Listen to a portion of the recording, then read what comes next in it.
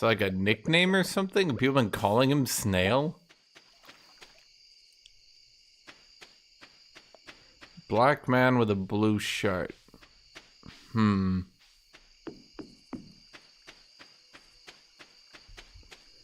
He's probably at the bar, right?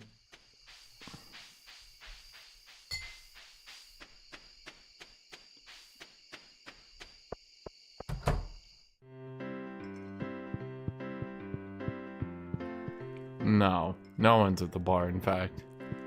Okay, well, where the fuck is he? It's 7 p.m. He's not home. He's not at the bar. What else is there to do in this shit town?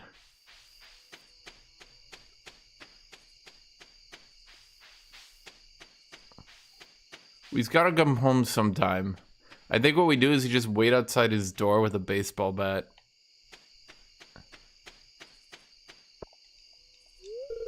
It's locked. Are you kidding me? Did he get in there when I wasn't looking? Damn it. Wait, is that an acorn? Dude, this game turns you into a stalker. I swear to God, 90% of what you do in this game is just stalk people.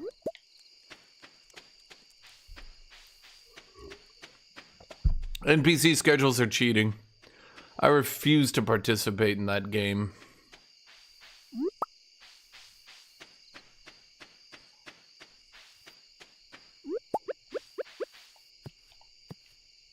Is that a hoe? That's weird.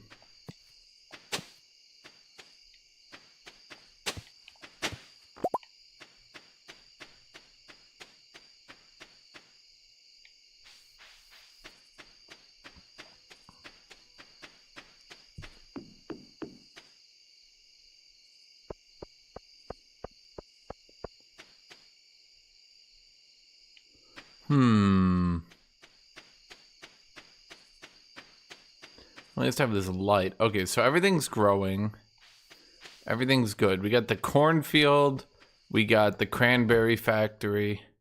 We're pretty much good to go. Oh, wait. I need to check the town. Because I need to grow fall crops. Although I guess I don't need to really do it in a hurry.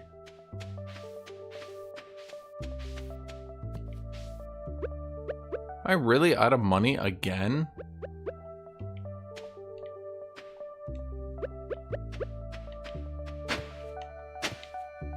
Huh. Well, I suppose I could open the mystery box. How do I keep running out of money?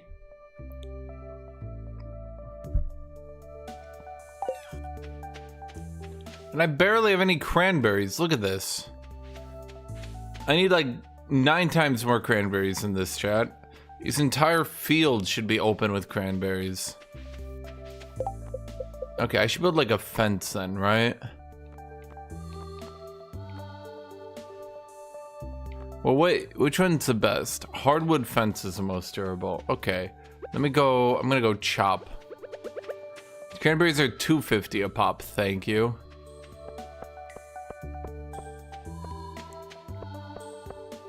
I only get the most expensive foods. My payoff will be magnificent.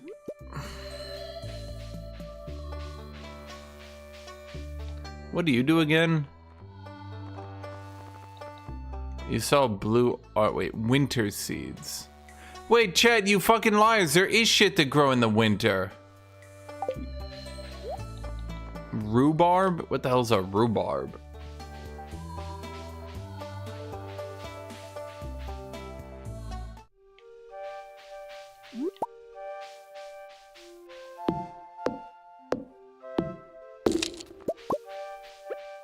Mahogany.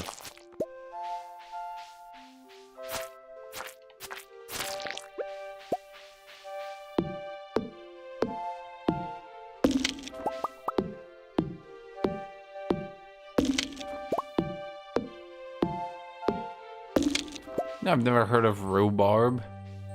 I'm American. We don't eat made-up food. Rhubarb. Sounds like it comes from Narnia.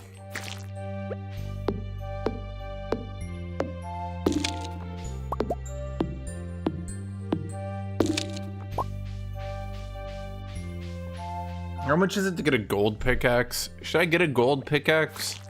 That sounds like an investment in myself. That's good. You always want to invest in yourself.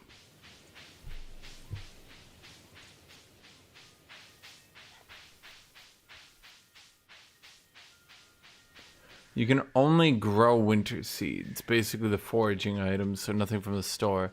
Well, it's still stuff that I can sell, though.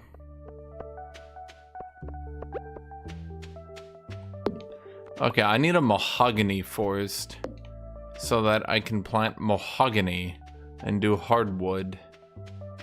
Okay, how do I do that? Mahogany.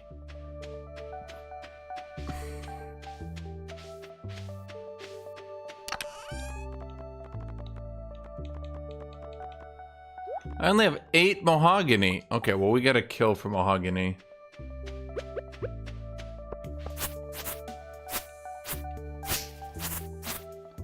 Kill, chat. Kill for my mahogany.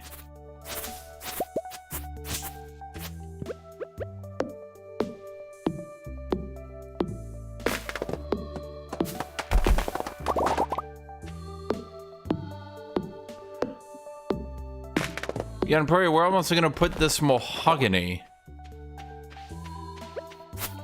I need a mahogany plantation.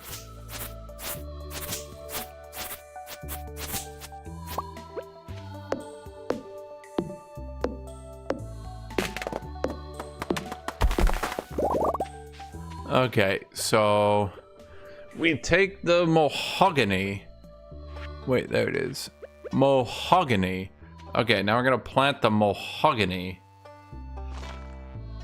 Can I plant them right next to each other? No, let's like give them a little bit of space. Mahogany likes to breathe a bit, right? Do I water the mahogany? I don't know.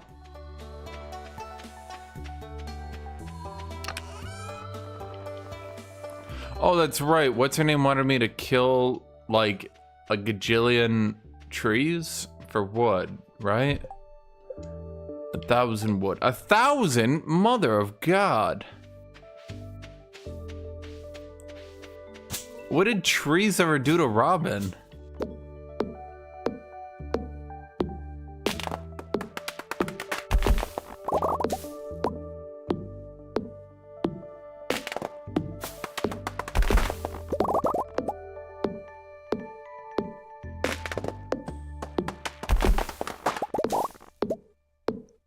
Why would I ever need this much tree?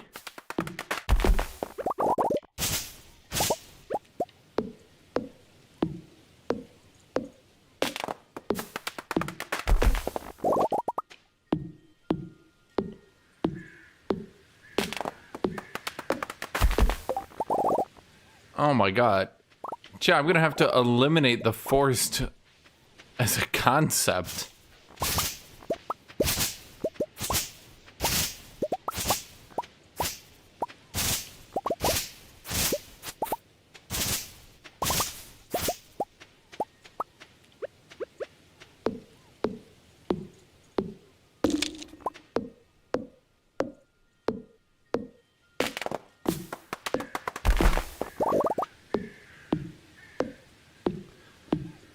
Oh boy.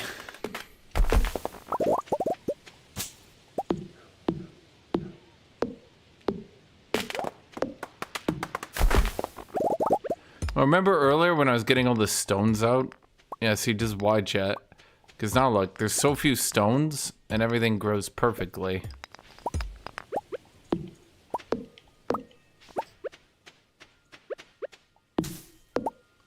I'm just confused why I need to eliminate the entirety of the forest here.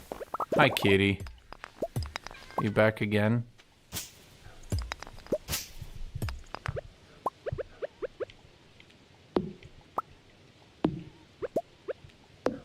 Kitty. You wanna come here? No? Okay. Where those massive stones come from? Stonelandia. You know, I can see she wants to come sit on my lap. She, like, looks every time. She's just so silly. Yeah? Can you just come sit down, kitty? 310. Okay. Okay, we're keeping the hardwood, though. Because what I'm gonna do here is make...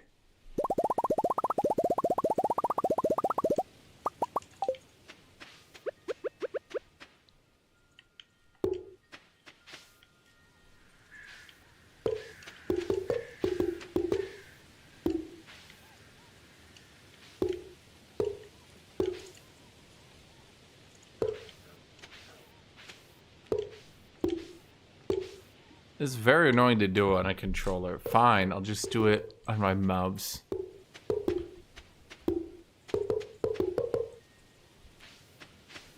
See, chat, and now look. Well, actually, what I should do, if you want me to be real, chat, if you want me to real, I think what we do is, yeah, this is much smarter. Okay, here's what we do.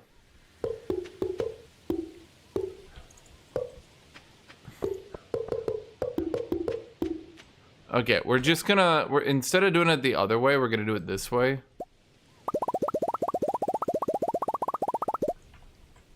Instead of housing the plants, we're just gonna house the animals.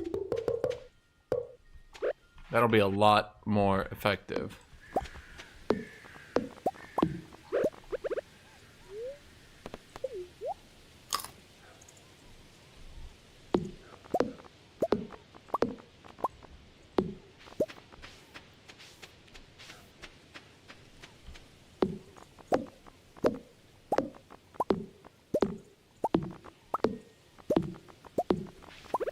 Okay, and then there we go. Now I got everything properly housed. Now we just need to make a gate, which needs wood. Okay.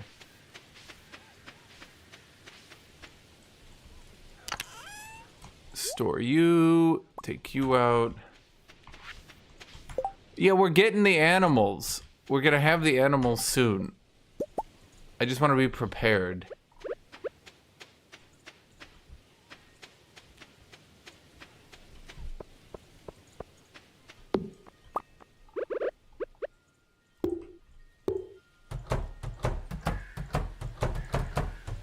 Okay, well, I don't like that at all.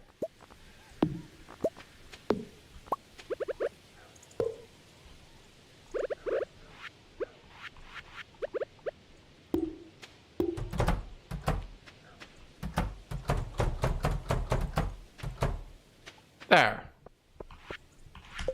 We don't have money for a silo. I put all my money in, Cranberry stocks. See, look at that. Now I got a nice field and everything in here.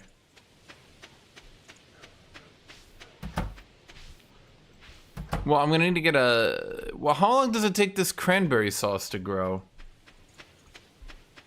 Because we don't have any money. Am I really gonna have to fish for like another 7 days? Chat, I don't want to fish anymore. I'm fished out.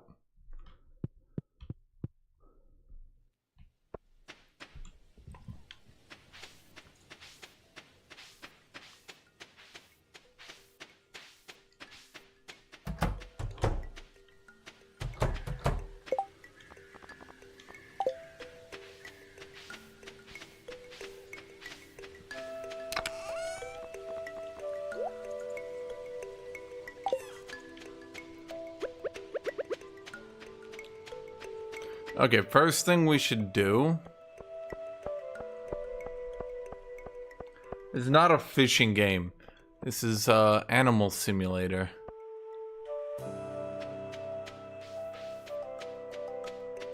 We're gonna go get the hardwood. It respawns every day, right? It's like the magical hardwood forest that always grows tree stumps but never a tree.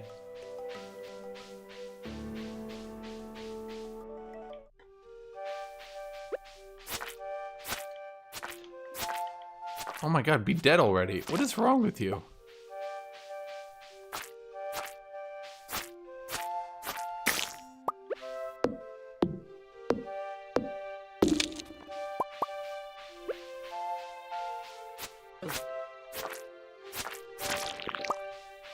What's a forest farm? Wait, combat quarterly.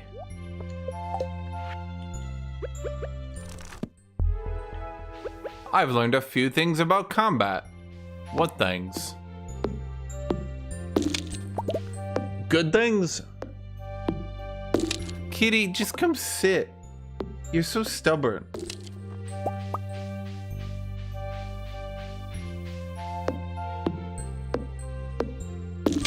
Okay, then come sit.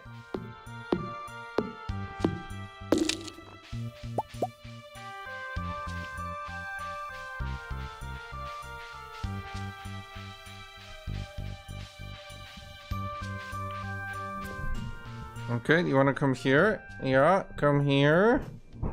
There you go. You serious? Okay, really? You're not stuck. I assure you, kitty, you're not stuck. There you go. A type of farm that gets less food for less tiles for crops, but get harder. How many tiles would you need in this game? There's already like unlimited.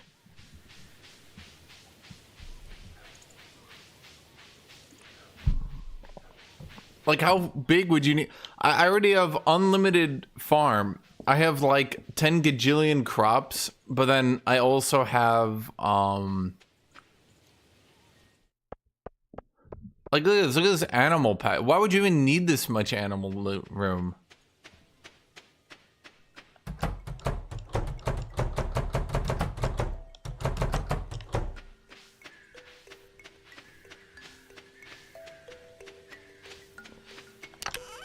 Okay, I'm putting all the hardwood away just so I always have it. Let's put you away. We need to open that.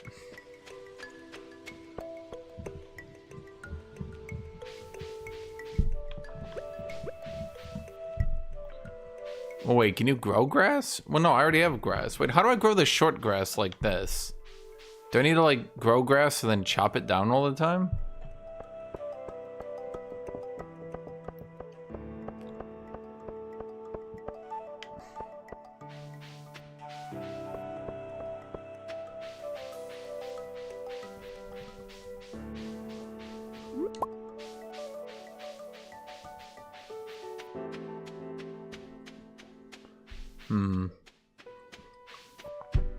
Okay. Dude, the controller really needs to make it so you don't turn the mouse on all the time. Okay. Demetrius.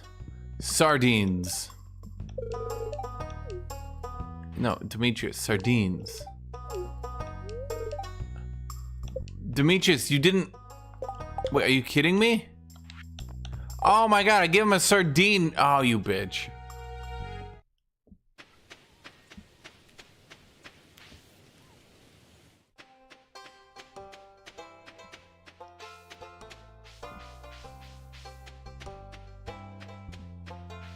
So wait, you give up totally useless empty space that you'll never use. And in return, you get really useful, amazing hardwood stumps every day? Well, it seems like cheating.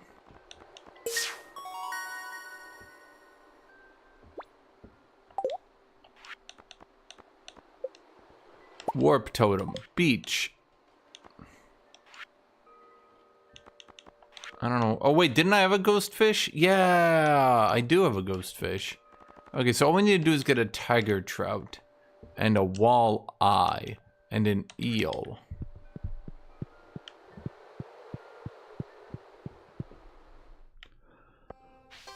Yeah, and Prairie, that just sounds like easy mode farm.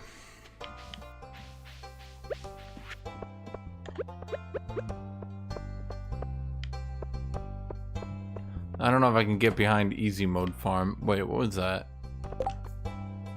Earth crystal. Ugh. 150 gold? That won't even help me. Okay, what do you want? Wait, do I need to put that into anywhere? Common mushroom. Do.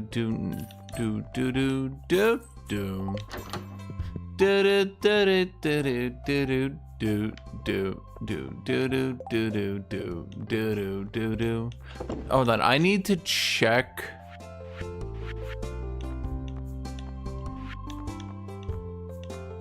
Not foraging, not vault, not bulletin board, pantry, fall crops. Okay, so they need corn, eggplant, pumpkin, and yam. So we need an eggplant, a pumpkin, and a yam. Well, I already bought an eggplant, so I need a pumpkin and a yam. Okay. And we got corn we can turn in. I did lots of corn. I feel like corn is the meta. A beach farm can't use sprinklers? That doesn't sound hard. That sounds tedious as shit. How would that even be fun? Imagine actually using that pail thing. Okay, so here's eggplant. Well, hold on. We should grab the spare fertilizer. Oh, right, the water retaining soil. That means you only have to water every other day, right? Pumpkin. Whatever that is. Yeah, wait. Was that the right thing? Yeah, it had to be, else it wouldn't have gotten in my inventory, right?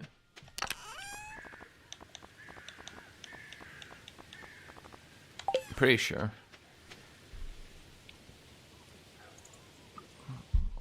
You can farm ocean fish. I don't believe that's how it works. Oh, damn it. I need to open this box finally.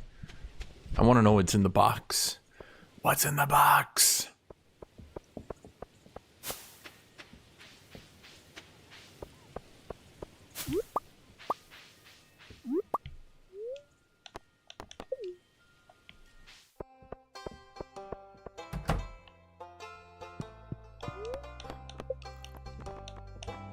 What's in the box?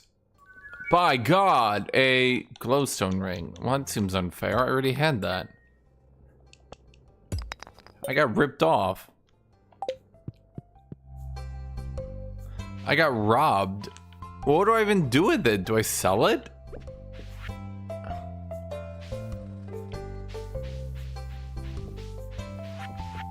Now what? Well, that was weird.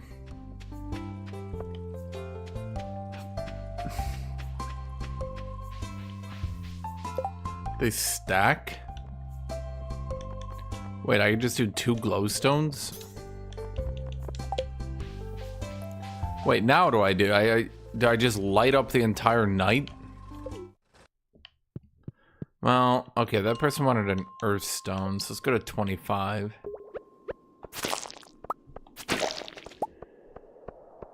Oh, there's none here.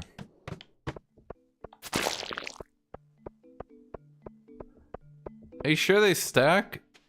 I'm not sure, Jet.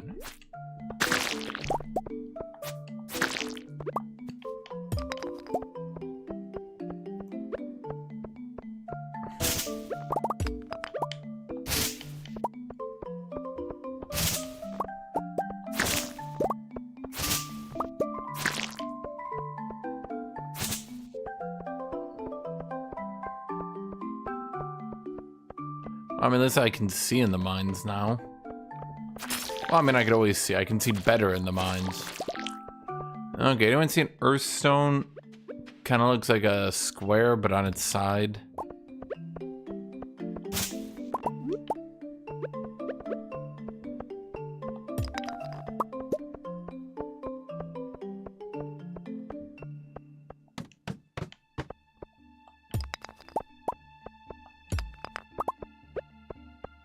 I only get 150 gold for that. Do I at least get like positive relations?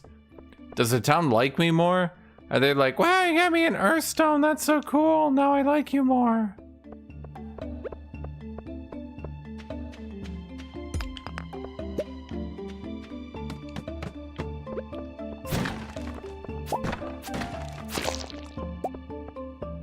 Is there a rock in that barrel?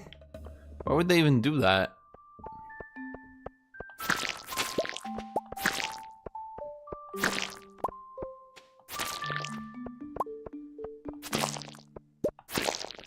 Maybe I need to go deeper for the earthstone.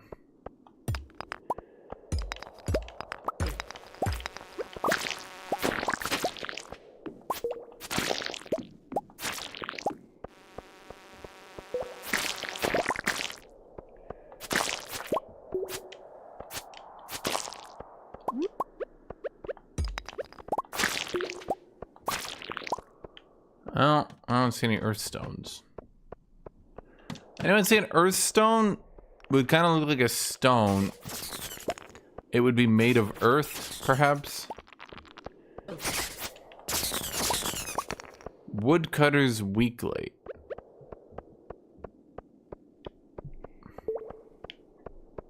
Okay.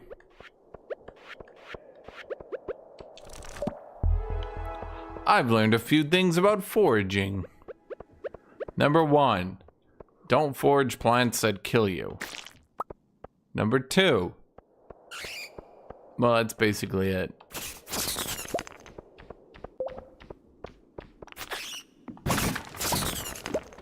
Why does the mine look like way more complicated than it was last time I was at this level?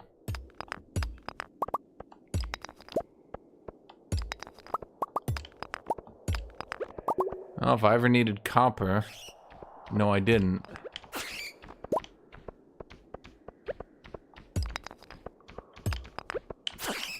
Okay, we can't find shit.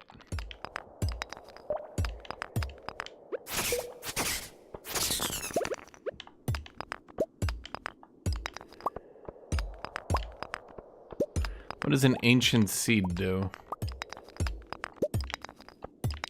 I swear to God, I got so many earth crystals. Now I'm actually looking for one. And I only get 150 gold for it. This is definitely not worth my time.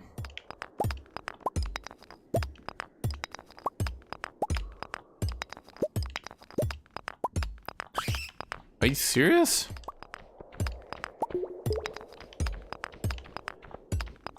Maybe the real ladder was inside us all along.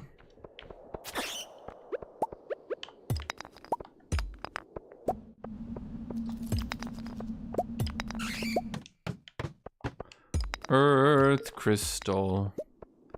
Earth crystal. Okay, I still don't see even one. Are you kidding me? Huh.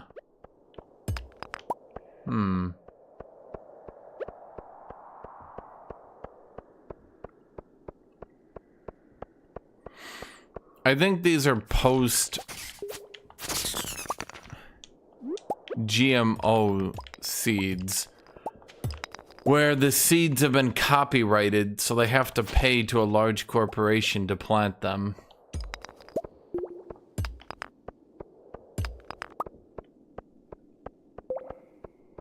And other reasons local farmers went out of business.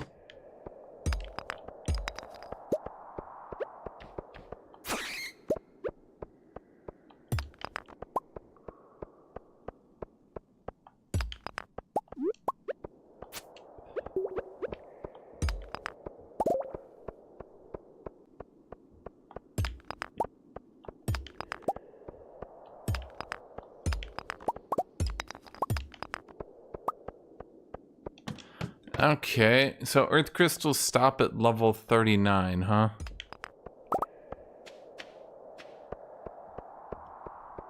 Yeah, Yanpuri doesn't know that they're already doing that. Local farmers don't exist anymore. Your entire agriculture industry has been bought and sold.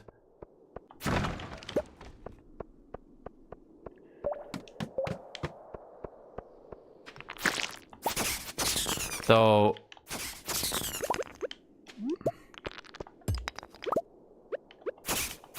as a proud Polish person, Yanpuri will now have to go train in the army.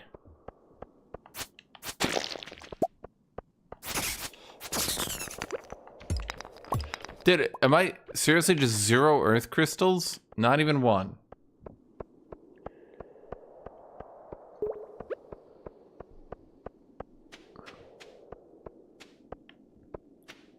Seriously, am I going crazy? Okay, there's gotta be one down here, right?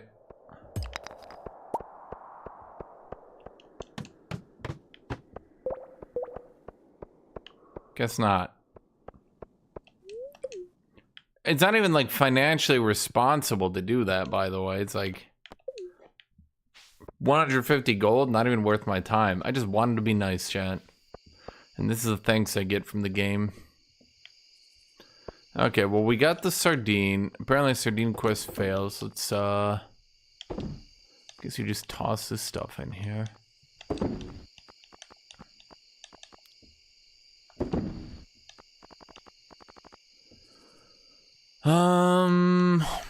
Probably have enough quartz. We could just sell that, get some money back.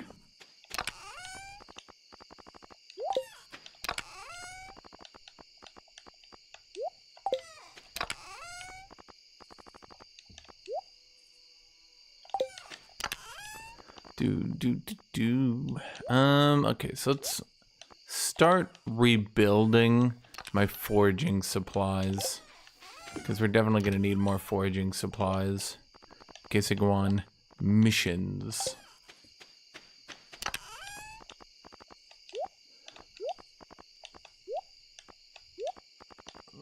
Wait, what? I have a blacksmith apron. Where do I get this shit? Where does this come from? I just need better pants is what I need. Wood club.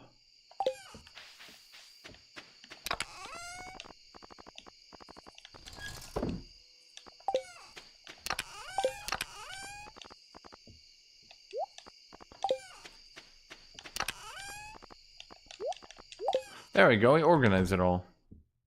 I played the Red Dusk mod for HOI4. I have not. So how much are cows to buy? My gut tells me 600. But wait, I'm gonna need a silo first, aren't I? How much is a silo?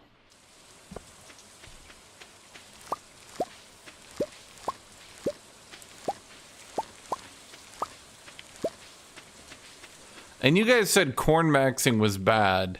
My entire economy has been built on corn.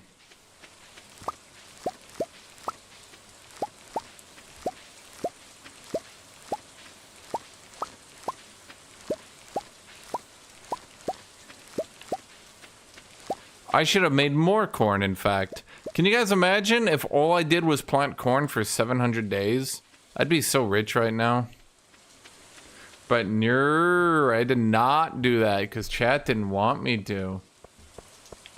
Stone, clay, and copper. Okay.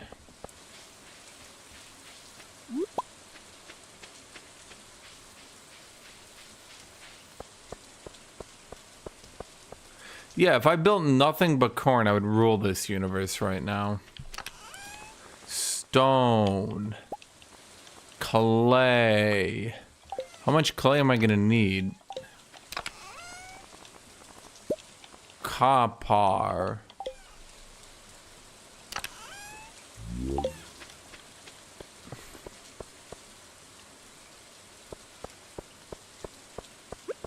Yeah, that's how America came to rule the world. We planted like a lot of corn, and then everybody realized that we were better than them.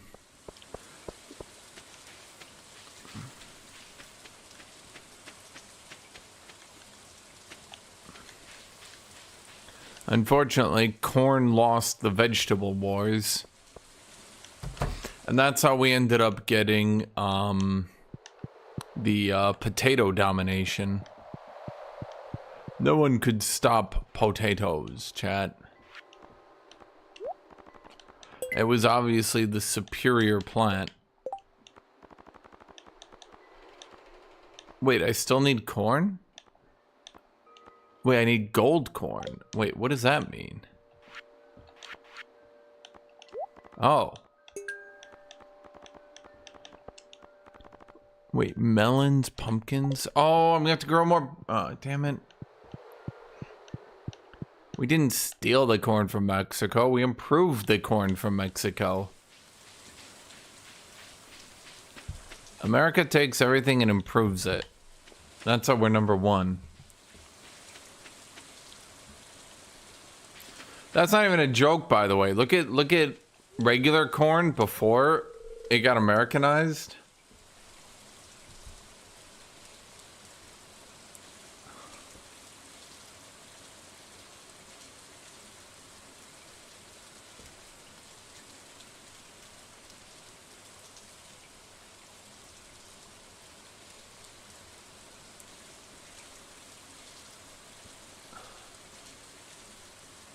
Holy shit.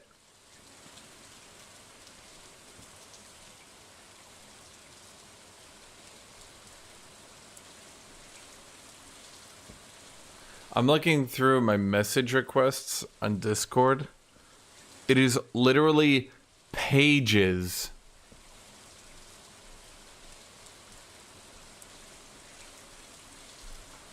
of art. What is with the art thing? I don't get it.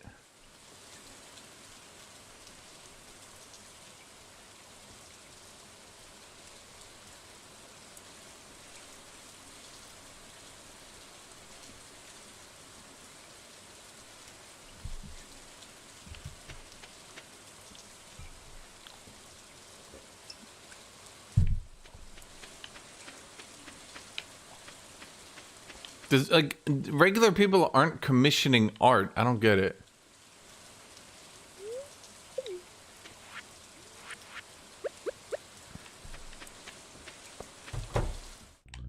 Barn me. Or wait, silo me.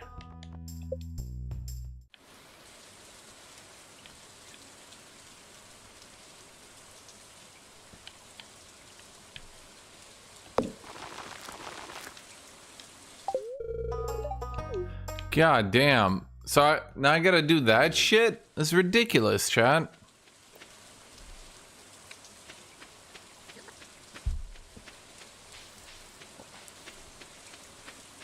Okay, so now we go to town, and what did we need? It was like quality food.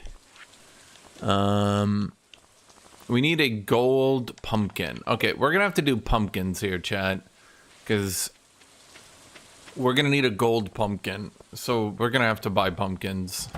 I really didn't want to because I don't want to crop. I have to plant and harvest, but we have no choice.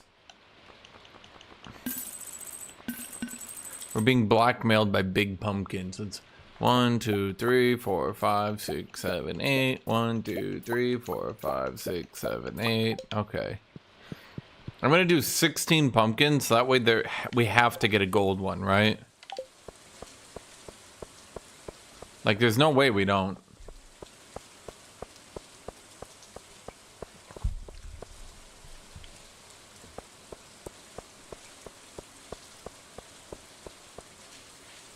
No, it's gonna be 16 Yanpuri because I'm gonna get wait, I need 5 gold?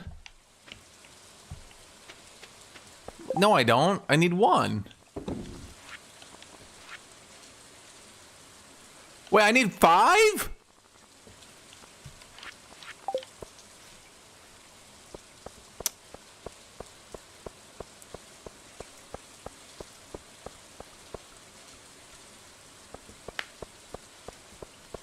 Okay.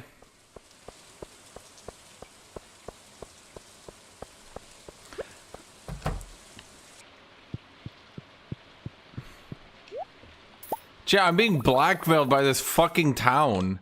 They're like, oh no, we're gonna literally kill ourselves if you don't bring us 5 gold pumpkins. And I'm like, yo, what the fuck? No, Yanpuri, we're going full pumpkin.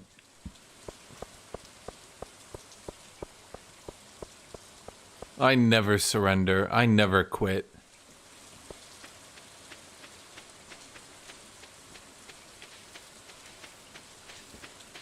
Okay, so we're gonna need more sprinklers. How do I make those again? Okay, iron, gold, quartz. Shit. Why have I not been doing this?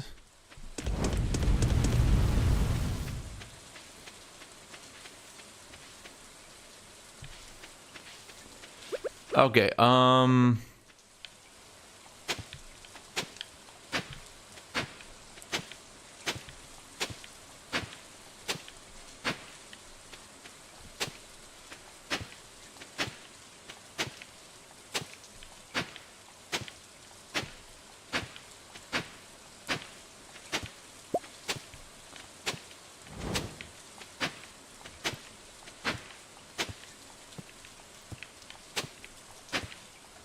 so how much is each of those? 8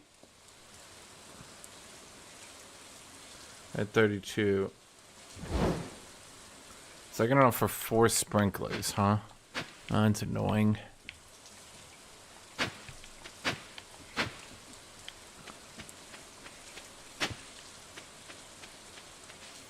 Okay, so we gotta get our fertilizer then. I don't think I have enough, do I? Where'd I put the sap? Wait, where did I put the sap?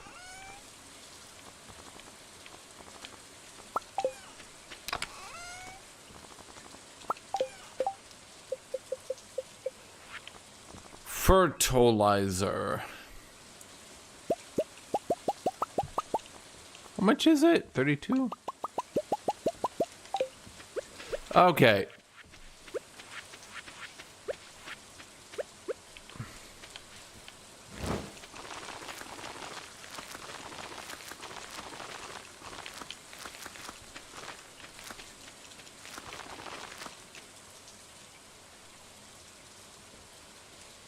I think I did something wrong here, but I don't know.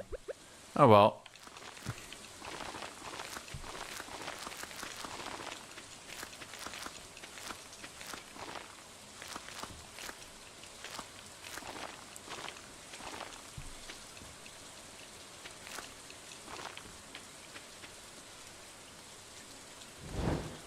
Okay. Are these done yet? Goddamn.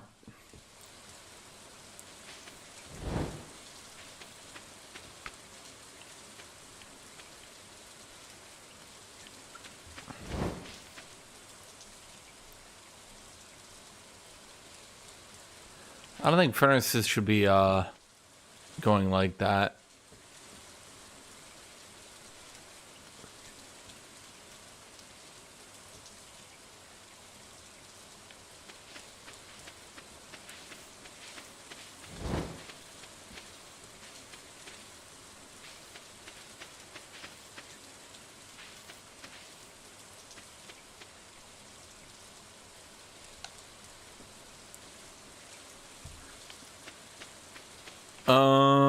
Okay, so I'm gonna have a silo. Well, how long is this gonna take? Oh my god.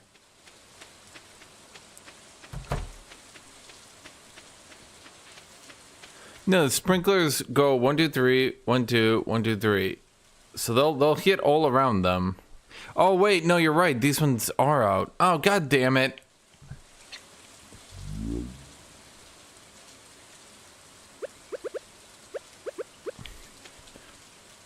Okay, you know what? I have a plan on how to deal with this situation.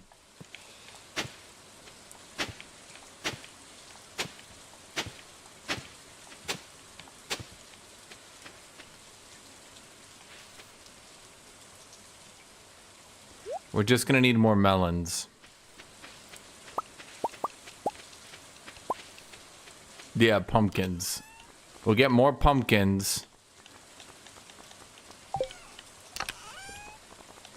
It's ingenious. No one's ever thought of it. Where's all my copper? There it is. Yeah, we're gonna get more sprinklers and we're gonna get more melons, chat.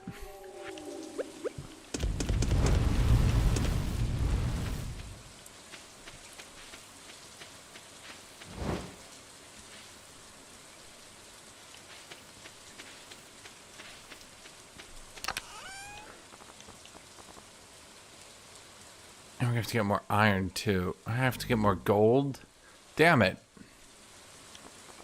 I have to get more everything. Didn't I get a lot of iron? Where'd all my iron go?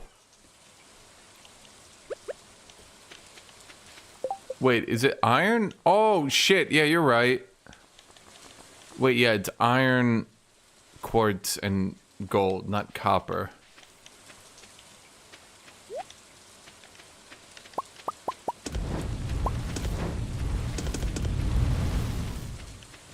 Okay, we're gonna need lots of money, so let's go fishing for now. And we'll let the iron soak in its iron ways.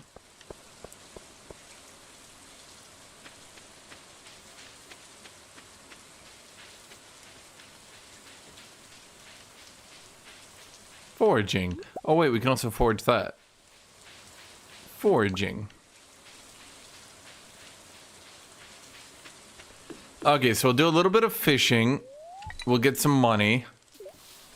Then after we do fishing, well, I mean, we'll just have more money. I mean, it's not really that complicated, right?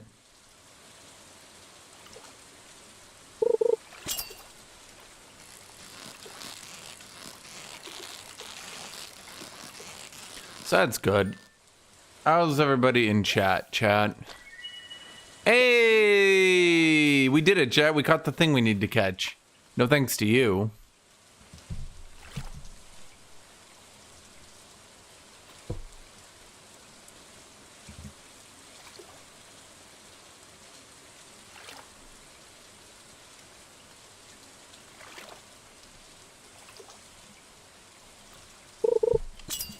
Why are you tired, Okal? Also, where are you even from, Okal? I can't figure it out.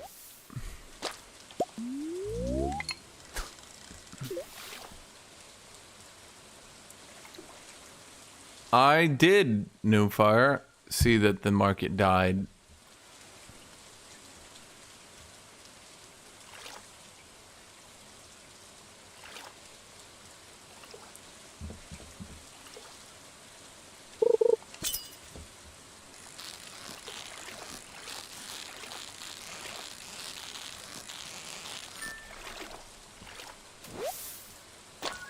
Smallmouth bass. Chat, I'm catching all kinds of new fish. Yes, they do, Newfire. Because, what they're gonna do is crash the market, then buy up all the shit on the cheap, just like we did after the 2009 recession. We're gonna tear down Canada and the US of A. And then we're gonna buy it cheap, cheap, cheap.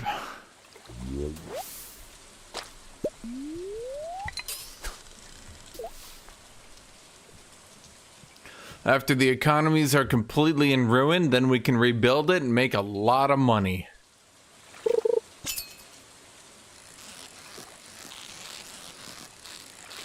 And make sure to ban anyone saying Luigi. That might give the pores some ideas. Well, it's blatant market manipulation. I mean, everything makes sense when you stop to think about it. It's like, again, it's like I mentioned, Canada and the EU have tougher laws than the US. So, why are we going for Greenland and Canada? The strategic defense? No, of course not. It's to bring those areas into the US where we have much weaker laws and they can extract the fuck out of those natural resources without having to respect the environment or keeping us all living in the next 40 years.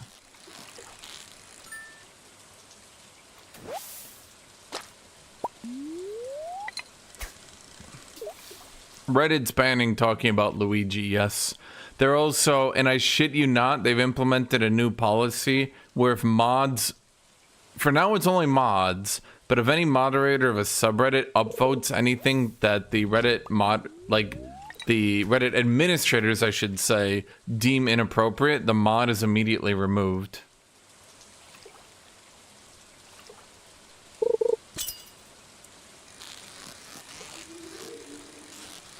For now, it's only mods, but we'll see.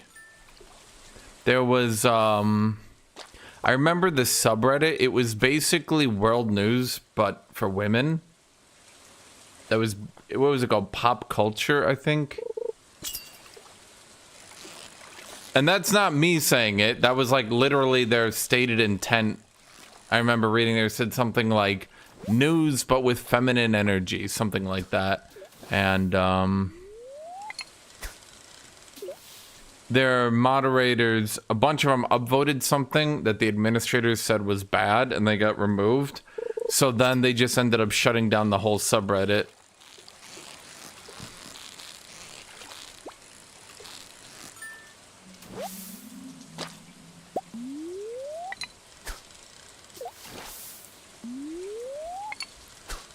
Banning people in one subreddit because they participate in another subreddit is mostly used for liberal subreddits, banning people for participating in conservative subreddits.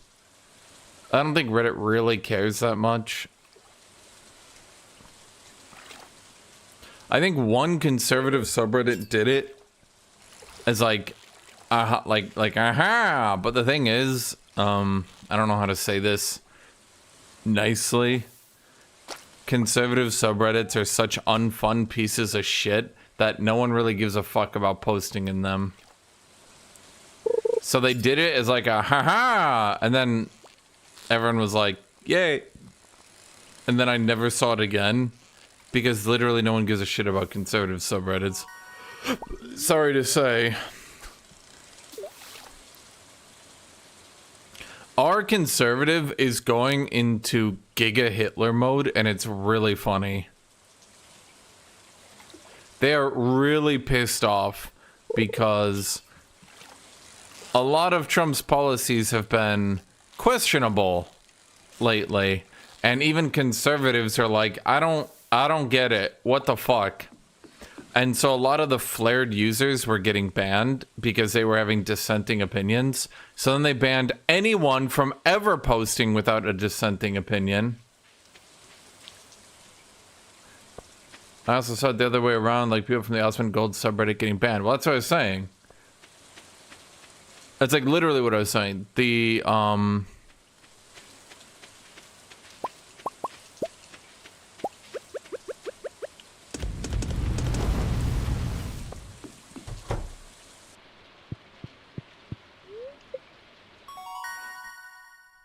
Level 7 farming, watering can proficiency, hoe proficiency, axe proficiency, tree fertilizer, wild seeds, warp totem, mountains. Yeah, I'm saying conservative subreddits have not been successful at that because no one cares about posting in a conservative subreddit. That's what I'm trying to say. It's like, yeah. It's like no one gives a shit. It's like they were like, nah, we'll ban you too, and people were like, and they were like, no, because no one gives a shit. I don't know a better way to put it.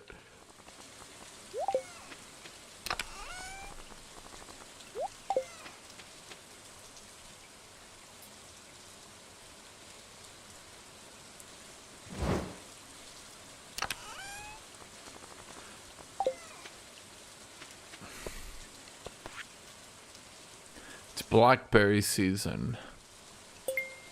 You want me to pick blackberries? Bro.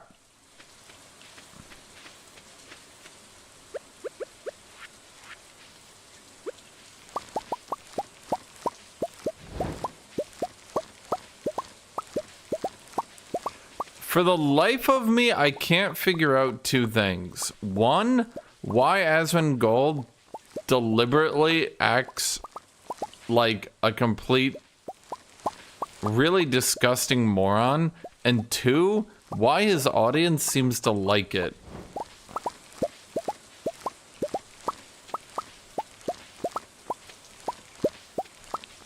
I'm not sure I get it.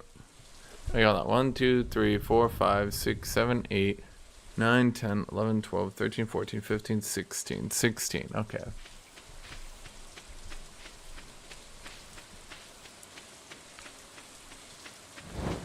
Instagram stands, but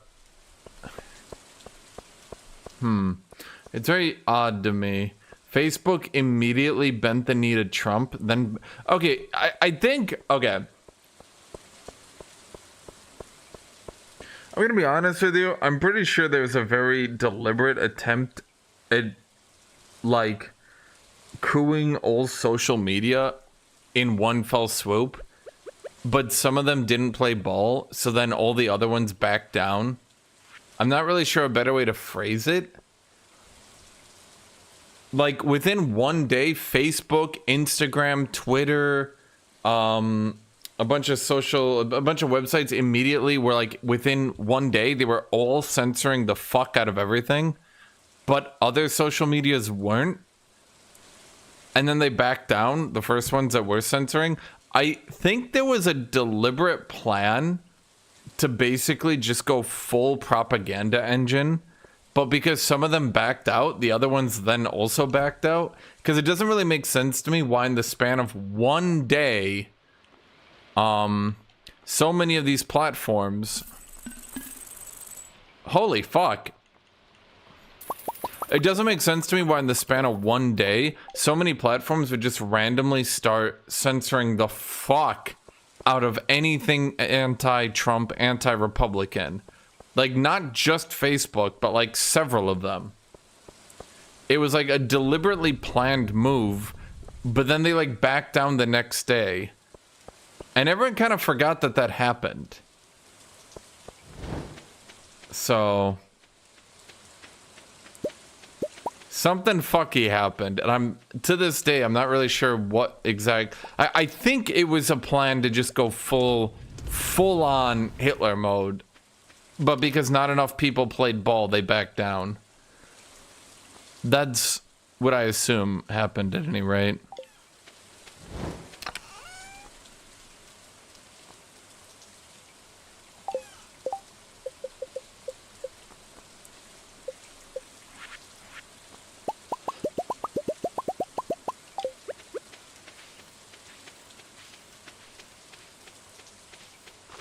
Cause like I have no idea what the fuck happened.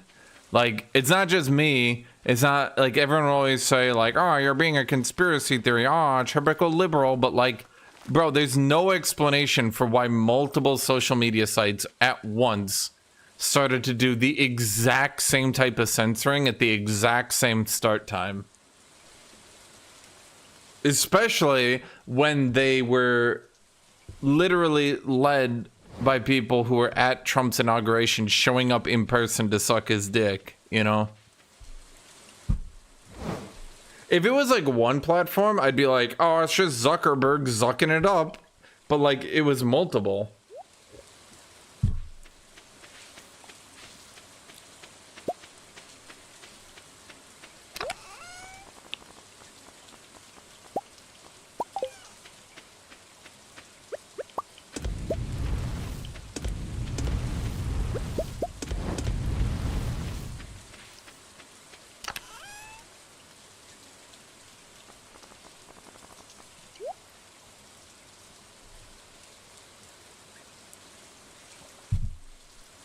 It was also temporarily YouTube, Yanpuri. Although YouTube was being less harsh. But I noticed it myself, because I do YouTube. And then it like, that's why I made that post on the community thing on YouTube. I made a post. I was like, yo, my algorithm just got fucked, guys.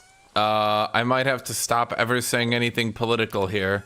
And then, like, the next day they backed down, so I was like, never mind, I guess?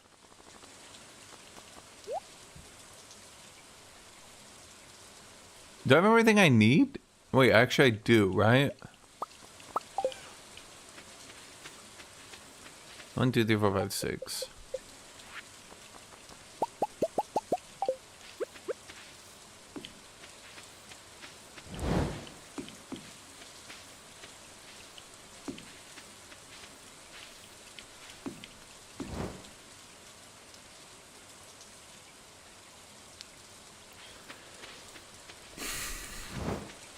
I noticed it I just noticed it really fast. I was like, that's unusual. That's bad.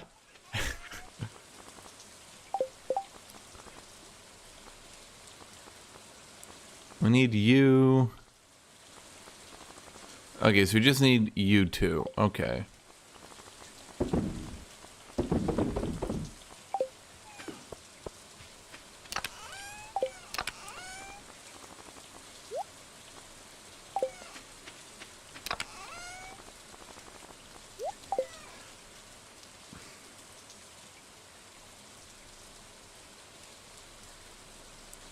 Yeah, shit got really bad on that day, authentically awful. That, like, I was, like, legitimately not having, like, a panic attack.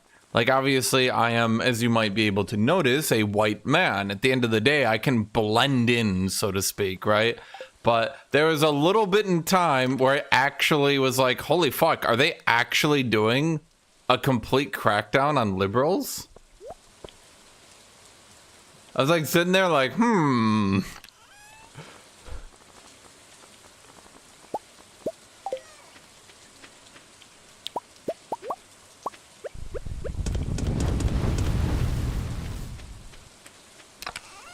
For those of you guys who don't know, this isn't just like a conspiracy theory.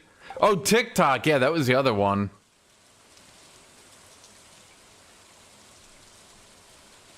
Yeah, no, and I'm not joking. For these guys who are calling me a conspiracy theory, like, I went on TikTok myself just to double check, and I just searched.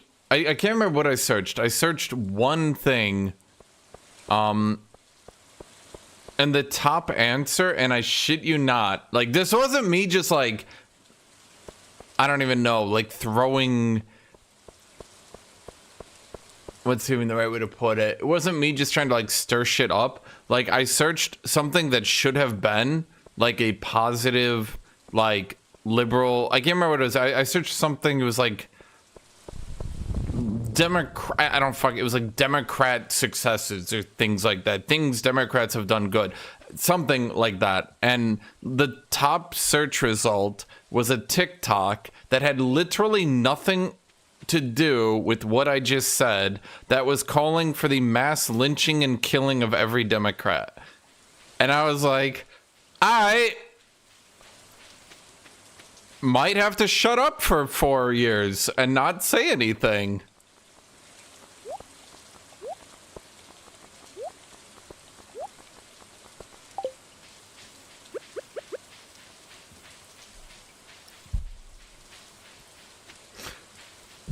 So that was a weird day.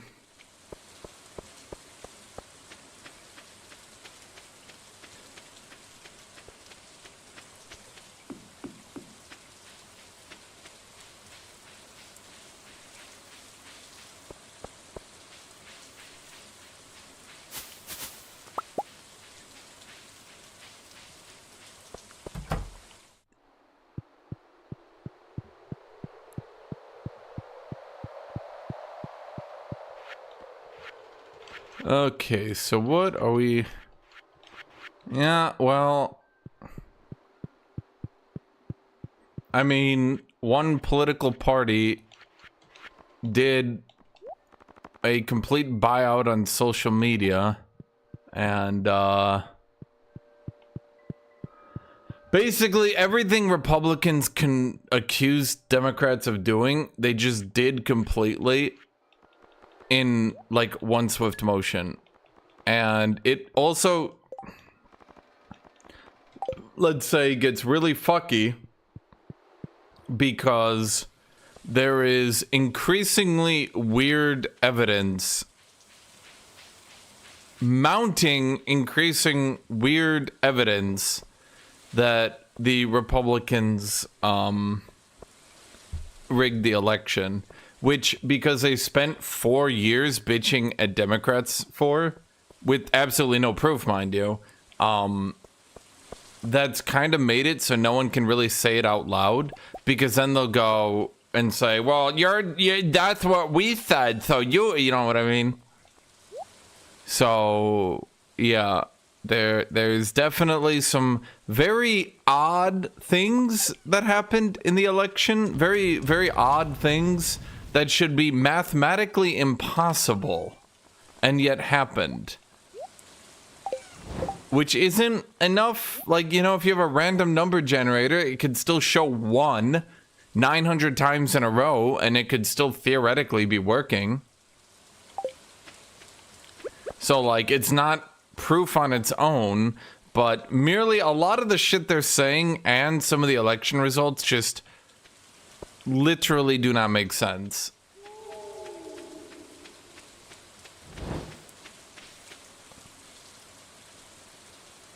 I don't think I have anything else. Oh, cows! I'm supposed to get cows. Oh, no, wait, is the silo done? I don't know why I'm going this way, because... Oh, god damn it. Okay, well, I got nothing else to do today.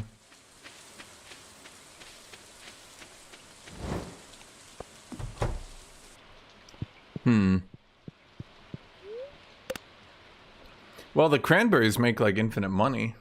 I've not played Harvest Moon, no.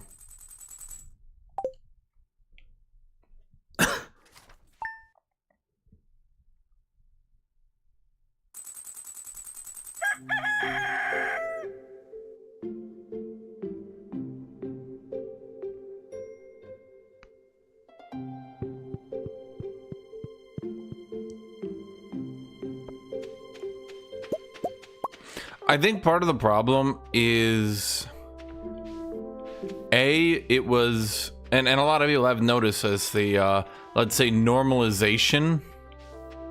Did it just eat my goddamn...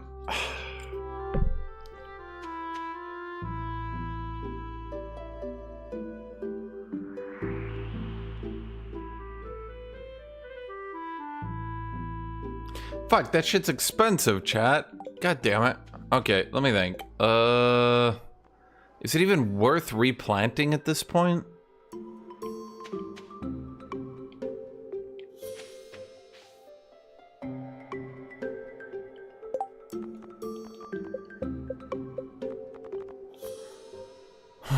Wood, coal, fiber.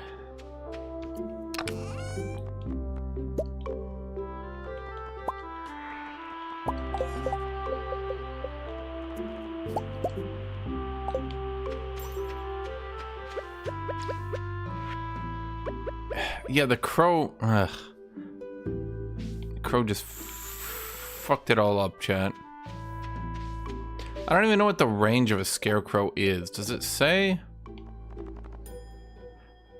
About 8 tiles. 1, 2, 3, 4, 5, 6, 7, 8. 1, 2, 3, 4, 5, 6, 7, 8. Shoot, we're gonna need one more up here, but that's gonna fuck my symmetry again. Oh well.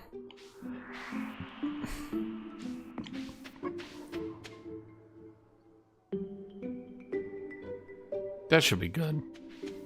Okay, no,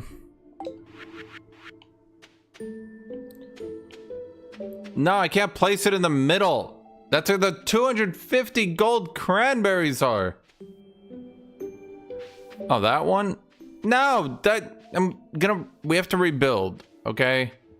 We can rebuild it. Chat, we're rebuilding. My cranberry empire will not fall.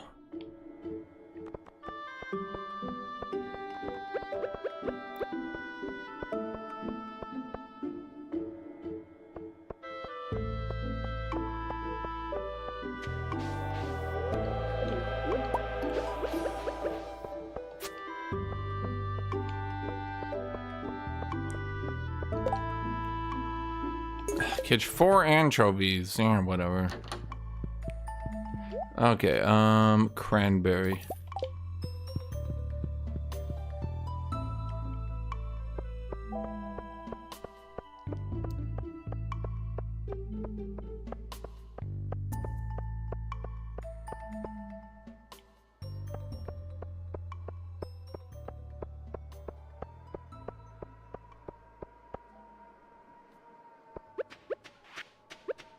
Okay, we need fertilizer. There we go.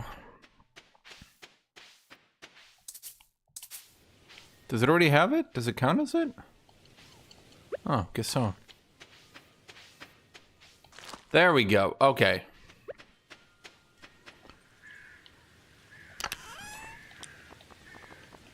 Put you back in, take you out. Okay, take you out. Put you back in. Let's see, we're really lacking on iron. We should probably just go get iron then. Well, we don't know. Well, okay, so we need money. We need lots of money. Do I just get more? You know what? We're still early, and if we're rebuilding, chat, we're gonna rebuild even better. So how much is it? That's 8, 8, 16, 32, 48. Okay, if we get 48 cranberries, we can add a section on the left, and then we'll be rich as fuck, and we'll never need money again in this entire run.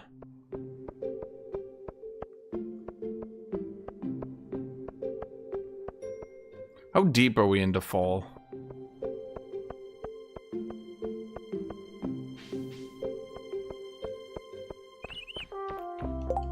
Yeah, okay, we got time, chat.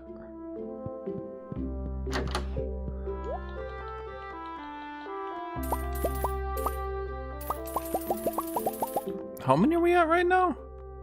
14, 15, 16, 17, 18, 19, 20, 21, 22, 23, 24, 25, 26, 27, 28, 29, 30, 31, 32, 33, 34, 35, 36, 37, 38, 39, 40. How many did I say? 16, 16, 32. So 16. Okay, so how, am I doing in rows of 4? So 1, 2, 3, 4. That's 32. So I need 64 to go to the next row. Okay, you know what? Let's just buy as many as we can. Shoot, we don't have enough. Okay, well, we can do a row of 4 sprinklers, save up, and then tomorrow we can buy more. What's a catalog?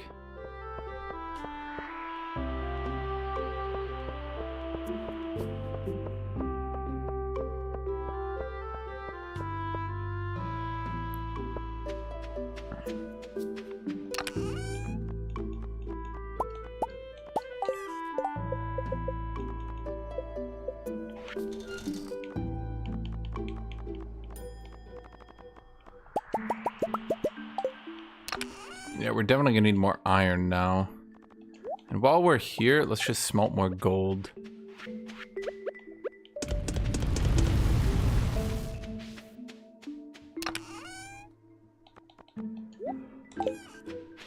Yeah, Puri, I'm not here to create cute houses. I'm here to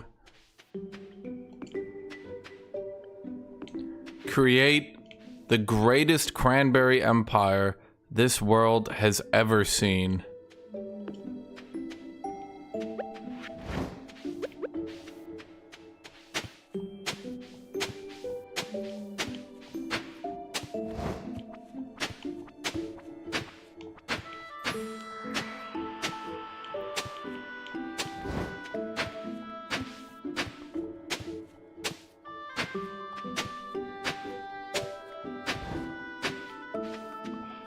No, we didn't ascend from potatoes. I'm just only allowed to do them in spring for some reason. A reason that I don't really understand, because potatoes grow forever, whenever. Potatoes are the ultimate plant. They don't care about climate conditions. They don't care about anything, Chad. They'll grow in your moldy basement. They're the ultimate plant. Unbeatable, unrelenting, unstoppable. They will continue to grow. You cannot stop them. They cannot relent. Let's see here. Okay, so we need the fertilizer.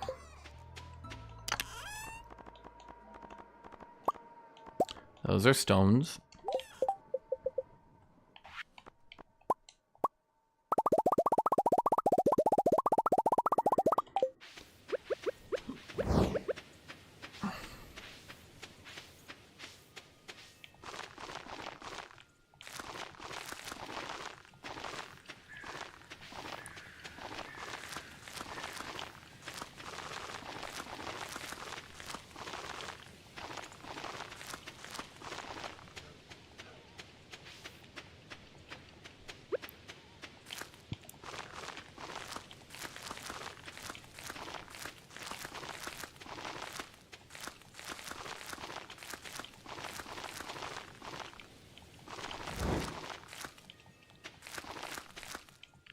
Oh shit, I actually got one more that I needed. Wait, I know why.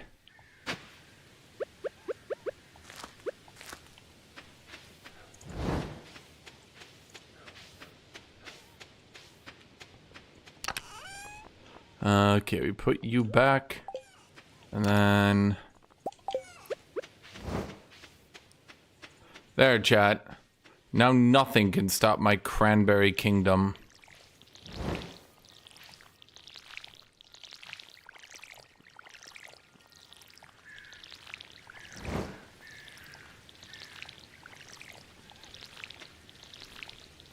I'm gonna be like Martha's Vineyard, but for cranberries.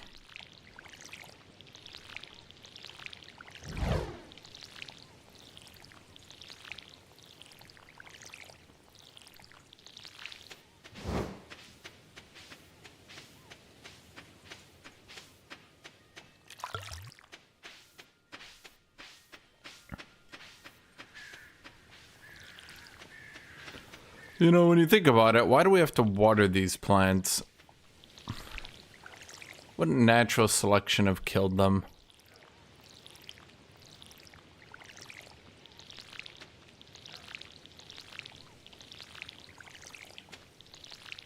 There we go. See, chat, the Cranberry Kingdom prospers. I'm gonna be like the Henry Ford of cranberries.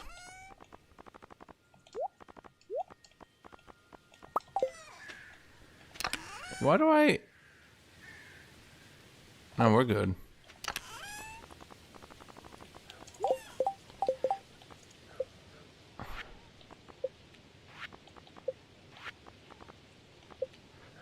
Alright, he needs a melon, but I'm not doing that.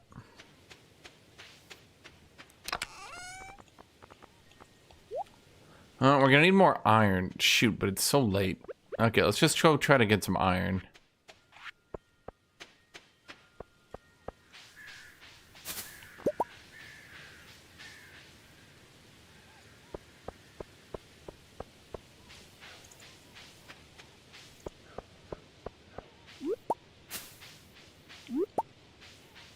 Hazelnut.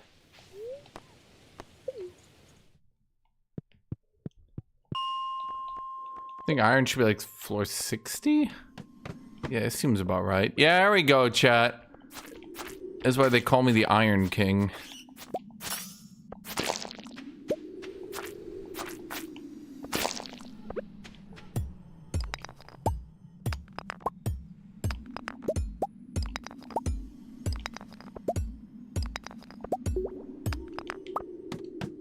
Yeah, I do need the hazelnut for my foraging thing. So once I do the community center, that's 100%, right?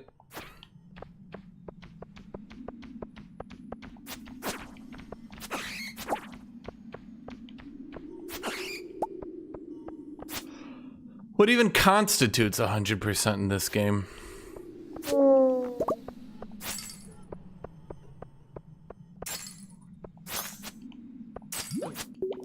Yeah, so I just do the community center and then I'm done. But what I've seen, it shouldn't be too hard. It's mostly going to be figuring out the fish.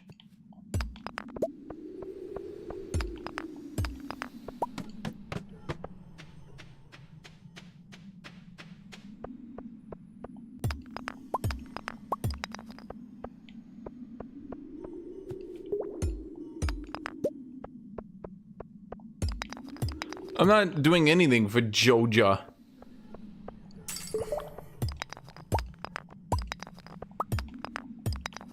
Wait, what do you mean there's another island?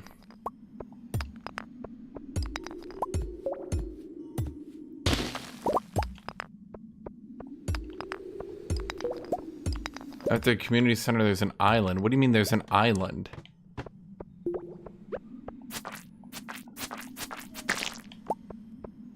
What, do we go to Kettenberg after this or something?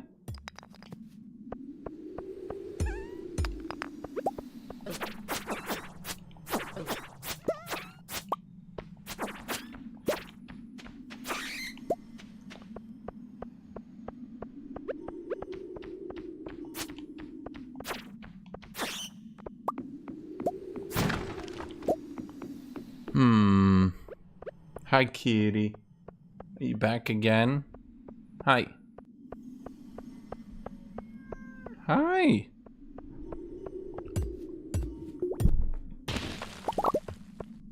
Come here. Come here. Kitty. Kitty. Kitty.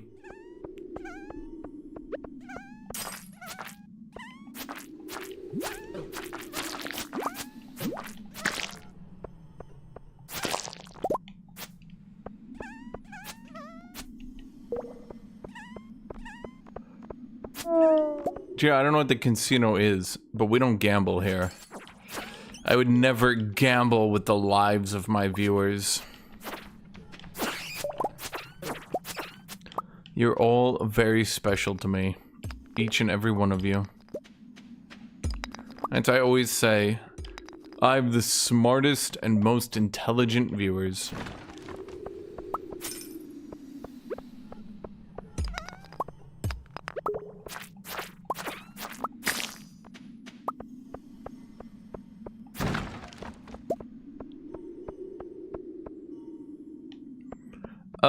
I tried Graveyard Keeper for a little bit, but from what I remember, it got all of like 7 viewers. Maybe not that bad, but, and in addition to getting no viewers, it just really wasn't that interesting. A game has to be one of two things. Either interesting for me, or get lots of viewers. Or at the very least, average viewers. I mean, it's not like... I mean, most of my money obviously just comes from videos. So one of the two is nice, right? Play Morrowind? I could just open up the dictionary and read that off. You know what I'm gonna play? I'm gonna play Daggerfall Unity.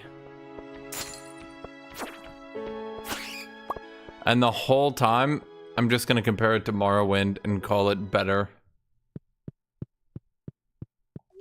I'm gonna call the streams Better Wind. No, I'm gonna call it Daggerfall. I'm gonna call it Bethesda before they sold out. Daggerfall Unity.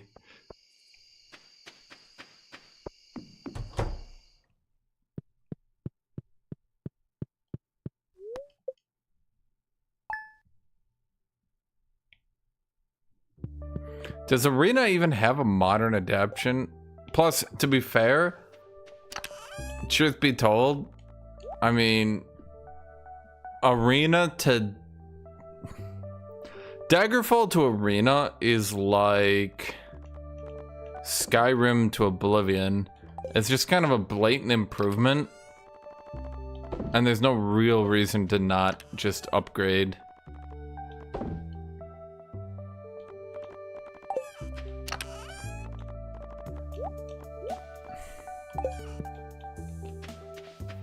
Really? Nothing grew today? Huh. Okay. Was my silo done at least? Oh, but wait, even if it was, I have no money. Okay, well, the silo's done. So what do I do now?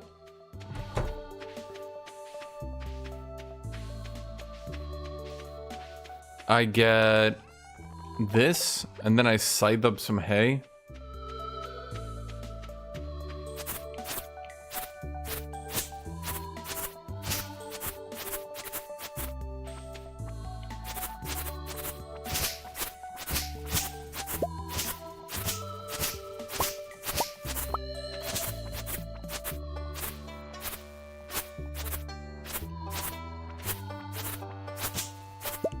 Is it gonna tell me if I'm completed? I think it does, right?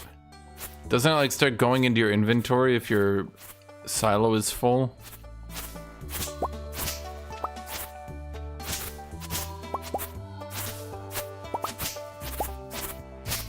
Okay, first off, I'm killing this tree for looking weird. Yes, this is a hate crime. No, you can't stop me.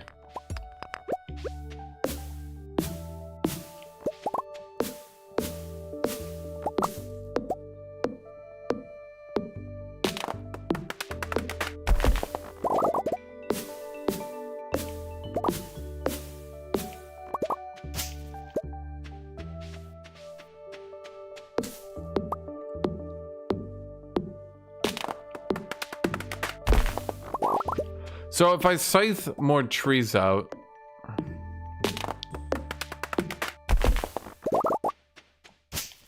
it allows the hay to grow, right?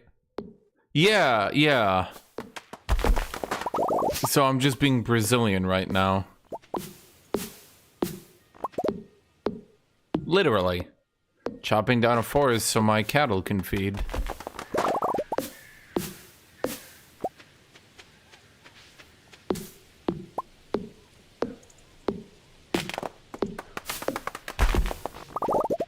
Kitty.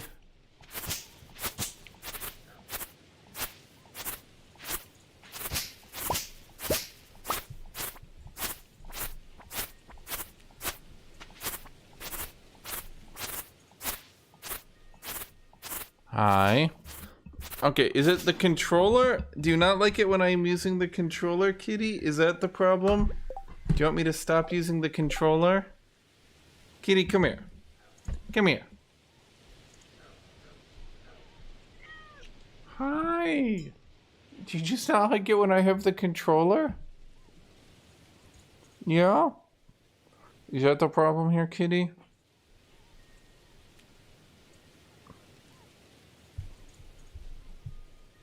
Do I need to not use the controller?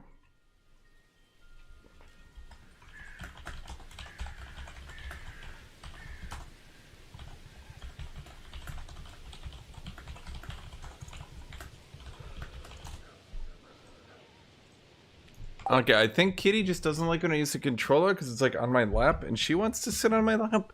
Is that the problem? Okay, you're just staring at me. I don't know what you want, Kitty. There? Yeah? Well, I don't have the controller. You can come sit down. Do you just want to sit next to me so I pet you? Kitty. Do you want to come sit down? No? Okay, what if I just pick you up because you're lazy? There we go. Okay, apparently I can't use the controller. Okay, yeah, I'm not gonna cut all the grass. Okay, so we're gonna need cows now. Okay, so can we check the silo?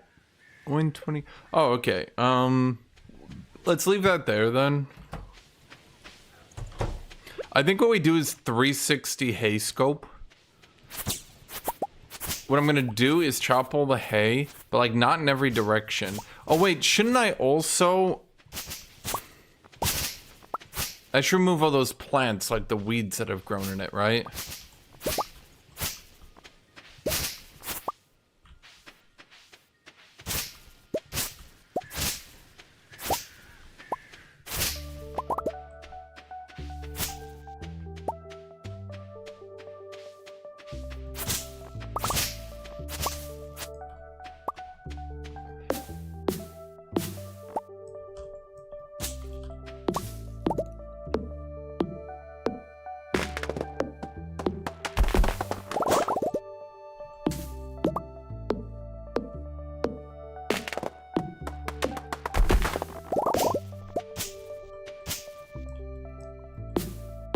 You know, from being a whimsical, magical game, it sure does teach you to obliterate nature's beauty in order to make a quick buck.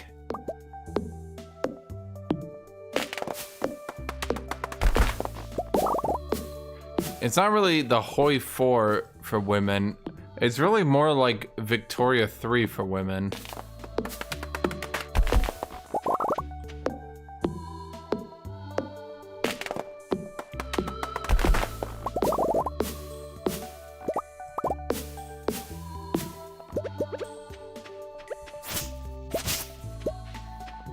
All it's really missing is the ability to hire natives for extremely low prices to do your labor.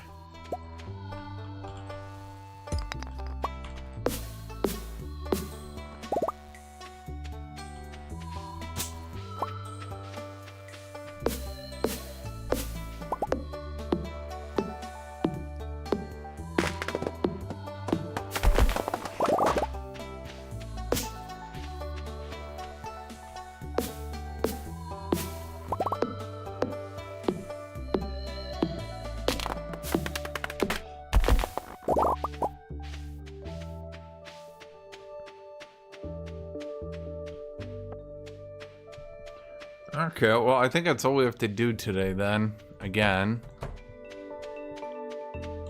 Where did that rock come from? I know I picked up all the rocks. I know I did.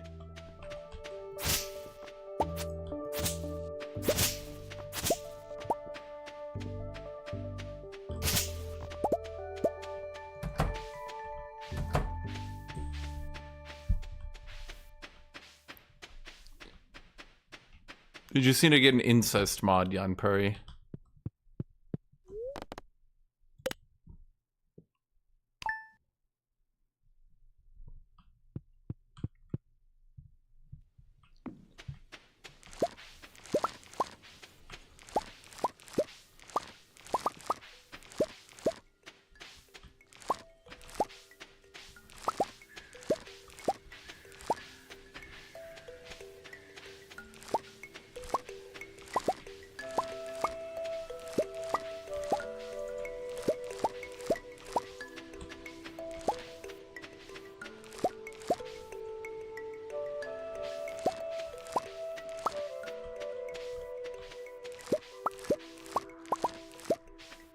Wait, so it just spawns new rocks to fuck with you?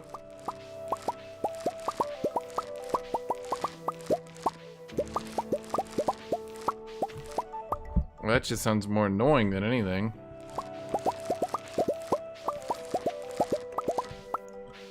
Okay, well, we got lots of crops. We got an eggplant.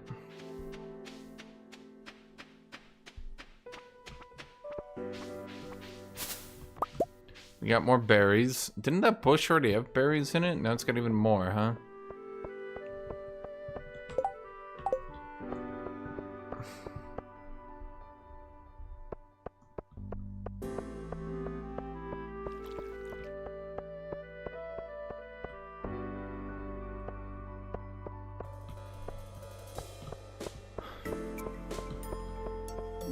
Okay, how come some blackberries have to come from bushes and some just spawn spontaneously in the middle of a field? What's up with that?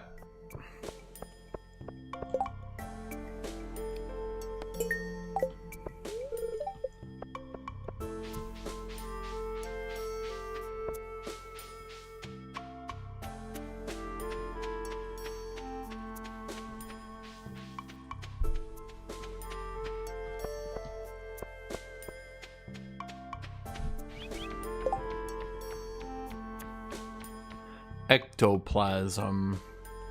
Do I have ectoplasm? He wants 100 eggplants shift.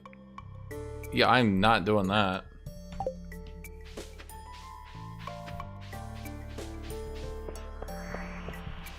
Didn't they cancel Minecraft 2? Didn't he like announce it? He's like, it's not just Big Comcac, and then like the next day he was like, never mind.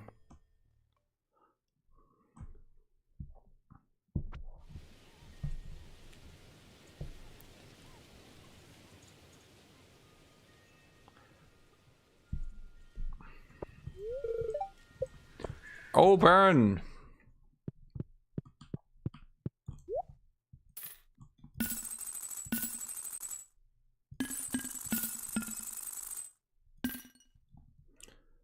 I got more gold last time. Why'd I get less gold this time? What the fuck?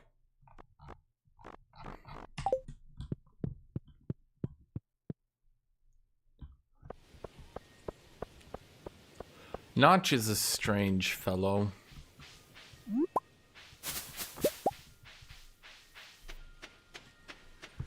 Honestly, I feel like the biggest issue with this modern trend of lots of people making the right-wing turn is that there's not enough people to be fans of those guys.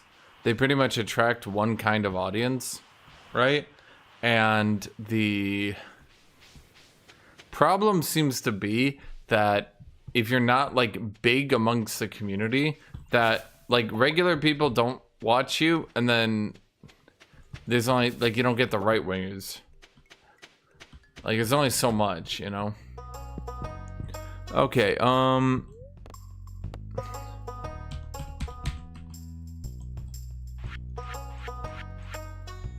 Mill.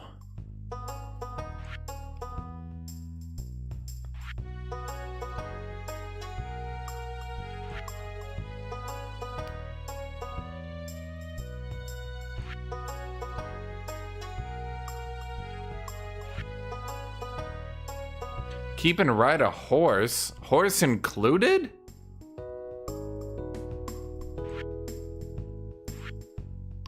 Wait, why couldn't I done the big barn originally? I wish I could have done the big barn. Anyway, I think that's why Notch failed, because he didn't like, he made this weird right ring turn, like, and then he just kind of like stopped, but he like never recanted or anything. So he's like not enjoyed by the average person, but he also doesn't really have his own fan base. I think that's the right way to put it, yeah. Okay, so I forgot. I need to go down here to buy the animals. Can I get different pants? My pants suck.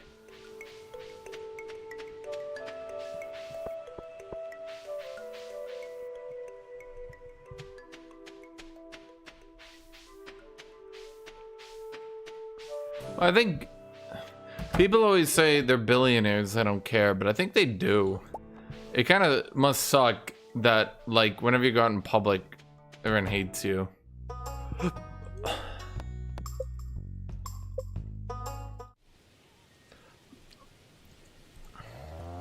I will call my cow Cowsley.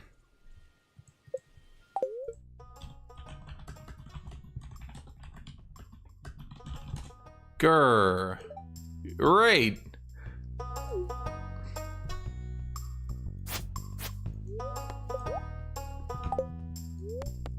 I'm gonna get another cow. I'll call it, you know, actually I kind of like Beppo. I'm gonna call it Beppo. Okay, we need another cow. I'm gonna call it Mong Molinia. I like it. Then we need one more cow. I'm gonna call it, oh, Cowtholomew. Cartholomew. Does that work? Cowthol. That's 2A. A. That's what I'm missing. Cartholomew. Cowtholomew.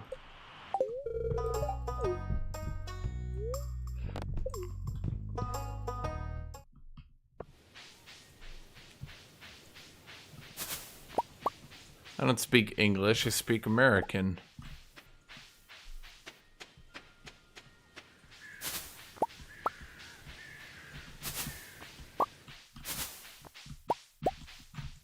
Why are there so many berries everywhere? My God.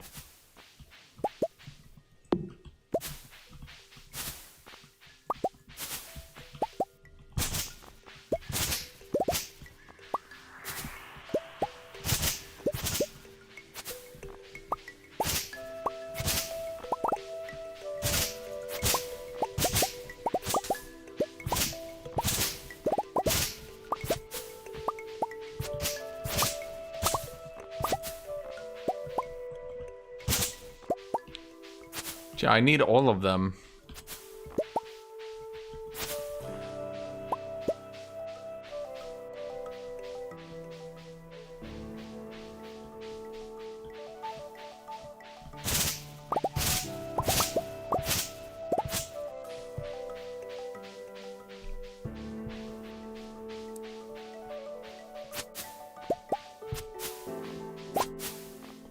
I had a forest near my house when I was growing up. They tried to, I shit you not, this isn't like a funny joke, it's actually what happened. They tried to cut it down to build in it, and they put a cement mixer, and I shit you not, this is true. They cut down into it, and then they were like bringing a cement mixer in, and it crashed. And then they brought in something to get the cement mixer out, and then that crashed too. And so they literally just left them and stopped trying to build in the forest. And then the forest expanded a little bit in like the last 20 or 30 years before I was born. And there was just like a cement mixer and another truck in the forest, just on their sides, like overgrown.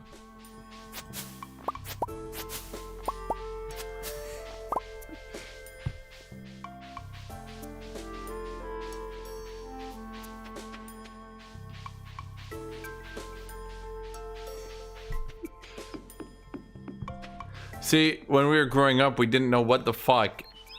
We just went in the forest, and someone's like, you know, there's a cement mixer in there. And everyone's like, no, there's not a goddamn cement mixer in the forest.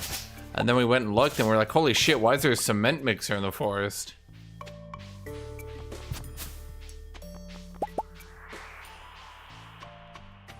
There was also a treehouse. Yes. There was a giant treehouse, like a multi-tiered treehouse. We didn't know what was up with that either. We eventually learned it was, I shit you not, this is true too. Here's America for you. So a dude had built like a multi-tiered treehouse for some of the mentally challenged people that lived nearby. And they declared that it was a danger. And I shit you not, this is true. So they had him break it down just enough that it became too dangerous to ever go in, which made it a success because now no one could safely enter it. But like, it was still there. It was just like all the supports and shit were torn off.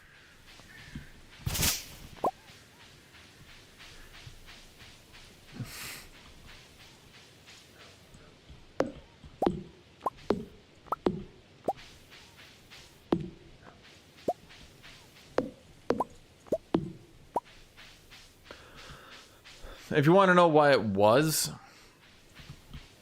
by the way, that no one could build in the woods. So a lot of people forgot that most of Illinois is on a swamp.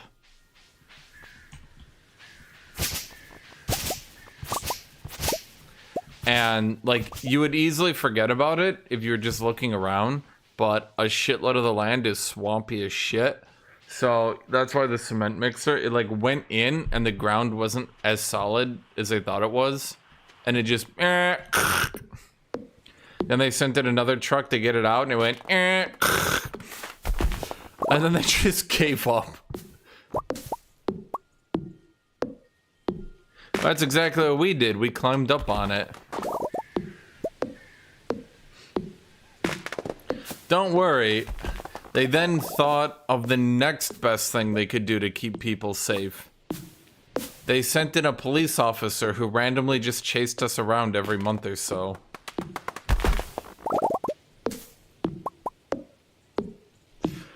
If you're wondering, how does this get it? Like, how does this just sounding like an increasingly gigantic waste of taxpayer money? Yeah. It just is.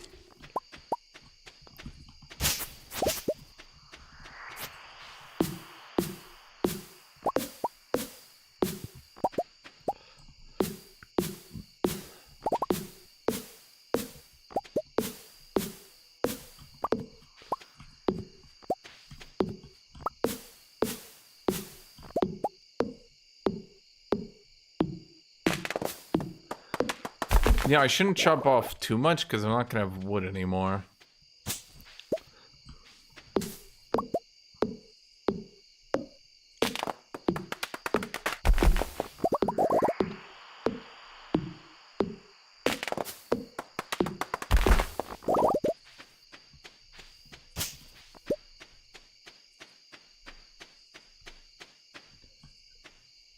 Why is this not in order? Wait. I put down 8 maple trees. Why are there only 5 and one of them's out of order? What the hell happened? Wait, what?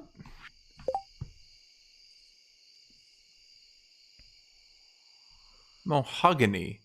Yeah, wait, no, I planted mahogany. Where'd mahogany go?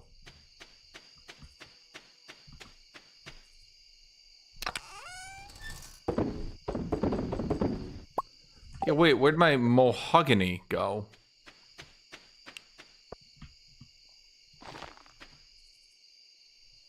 Do I need to, like, water it or something? I only got the one tree.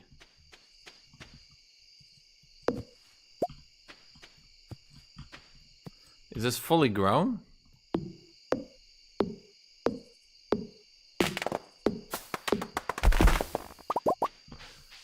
Oh, I got a mahogany seed.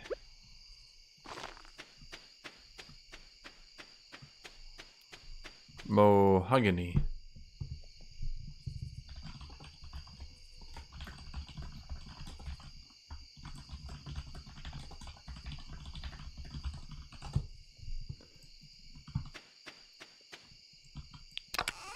Mahogany.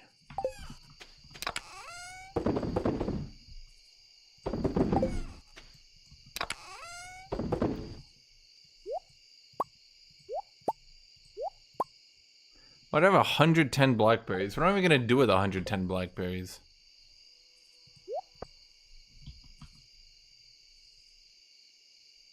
Did I already put the walleye into the community center?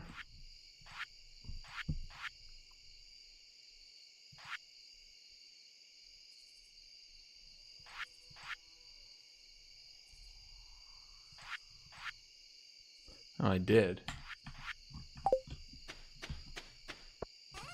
Yeah, but I don't want a secret forest, chat. I want a real forest.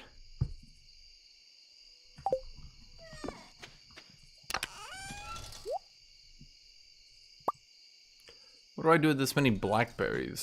120 blackberries.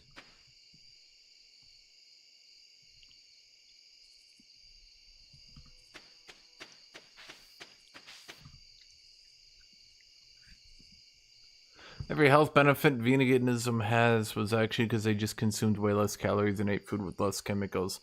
If you guys actually want to know the greatest way to eat healthy, eat food that's like physically larger without having as many calories. In other words, yeah, mostly just eat rice. I know, I know.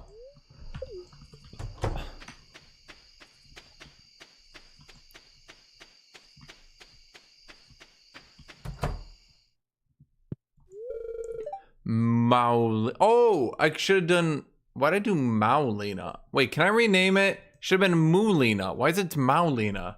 Moulinia. Maulinia. No, it should have been Moulinia. Jack, can I rename the cow?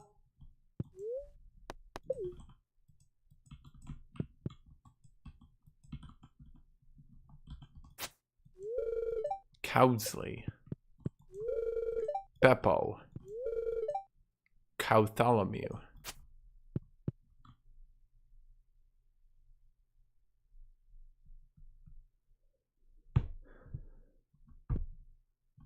So, how do I work the hay?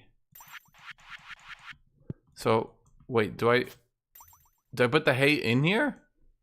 Wait, was that already where it's supposed to be? Wait, did I do it wrong? Wait, do I put the hay back in the hay shed? Can I put the hay in here? Okay.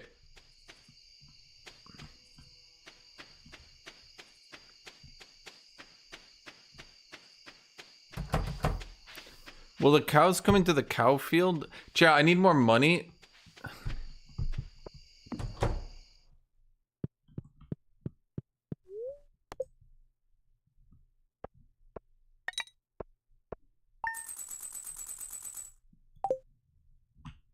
I need more money so I can get a bigger barn. So that way I can get more cows. And then I can start naming them funnier things.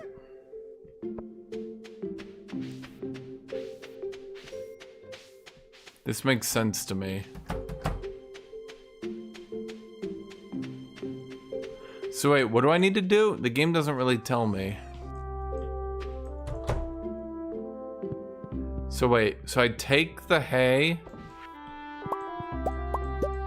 Oh, I see.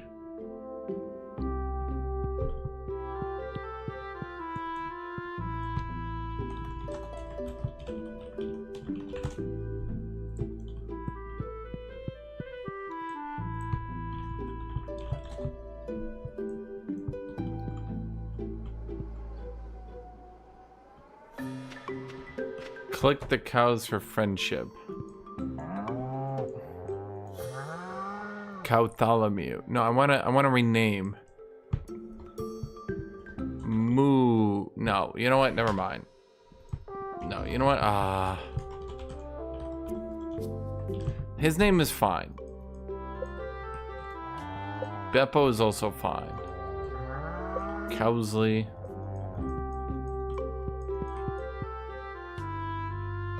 Oh no, they're making a run for it, Jet. Yeah, Moolina. I'm gonna call her Moolina. That's just much better.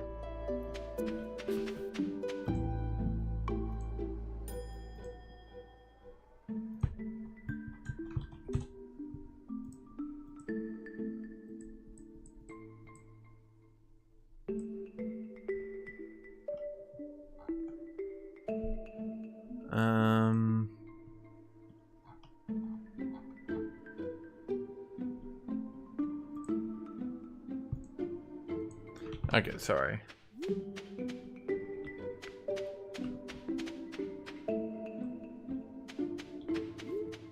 We're not... I'm keeping the door open until winter. And we got hay on the feeding thing.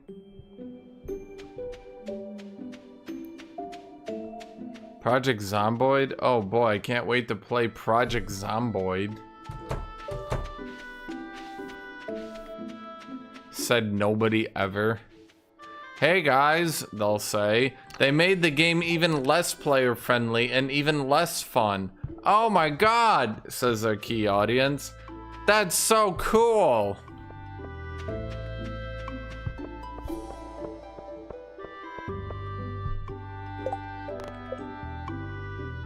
Oh wait, ectoplasm. Wait, I have an ectoplasm, right? Wait, do I not have an ectoplasm? After all the cows I've killed... Sorry, cows. Ghosts I've killed, I have no ectoplasm?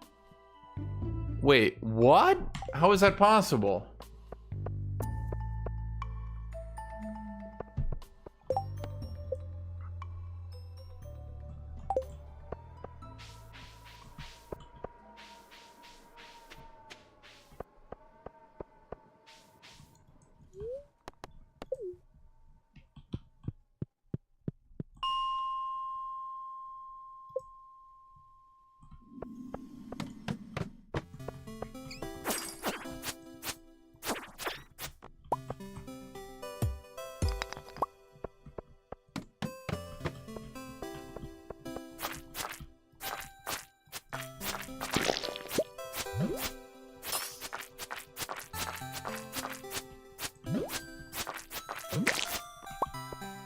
Thermal boots.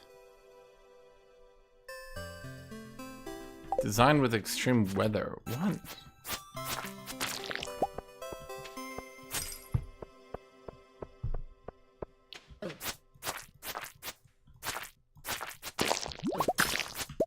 Chat, I definitely beat the shit out of every ghost on the planet.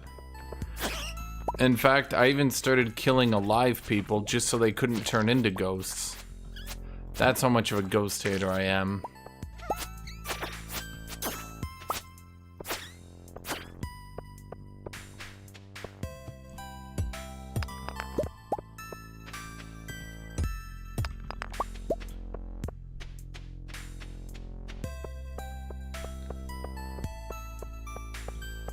Ghosts are from 51. Oh my god.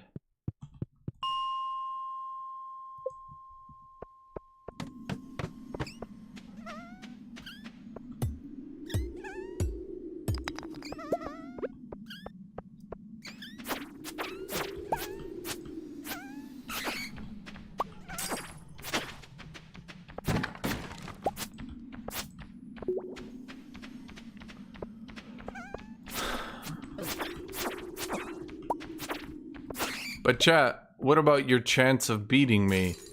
A ghost of a chance!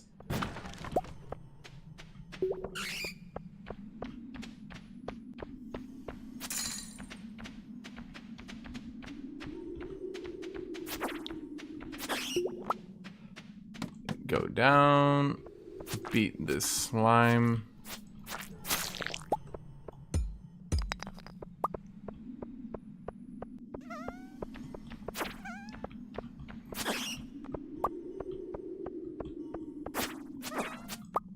So they make a quest to make you go and fight the specifically most annoying enemy in the game that doesn't even spawn.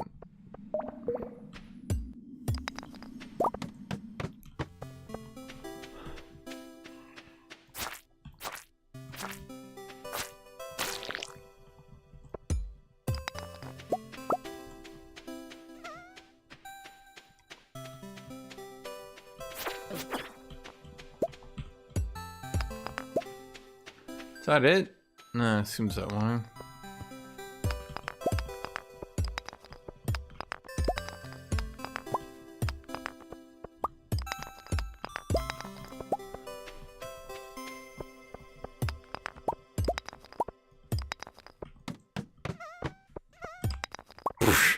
Just right there, okay.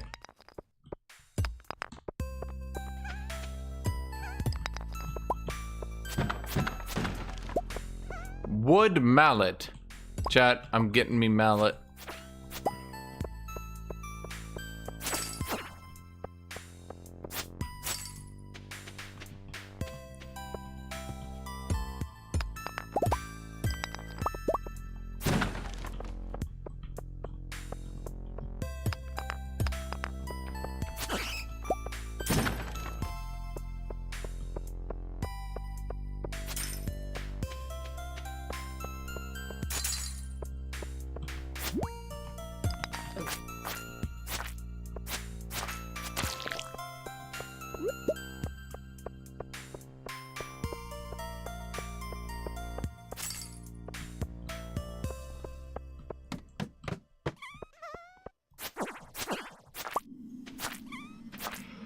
Ugh.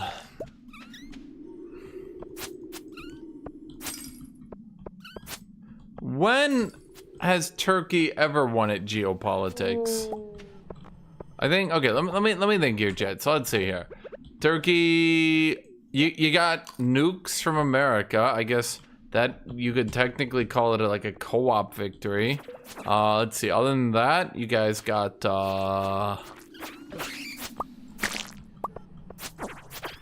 well, this concludes all of Turkey's wins.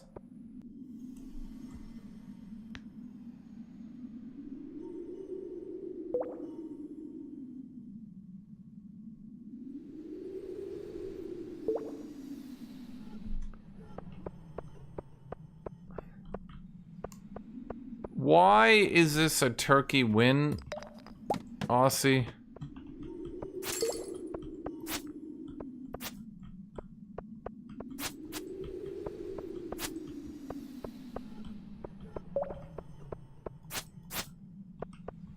Oh my god, will it just get over here and die?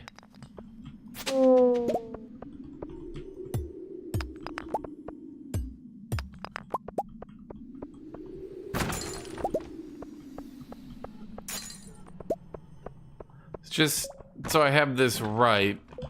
You're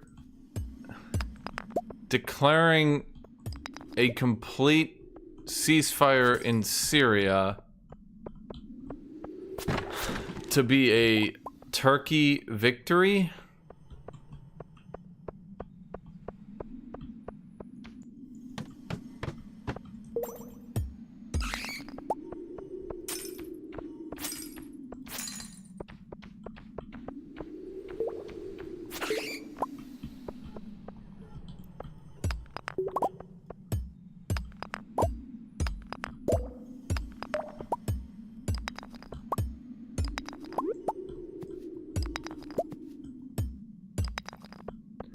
You're gonna export weapons. What weapons does Turkey make?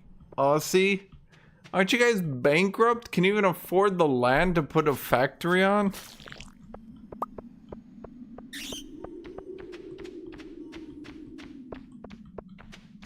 Not a ceasefire. Total integration into the new government.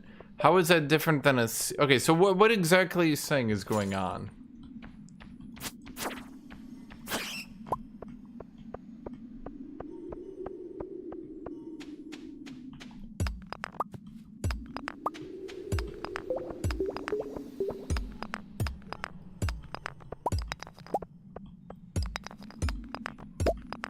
You know what? I have an easy way to check if Aussie is saying anything that matters.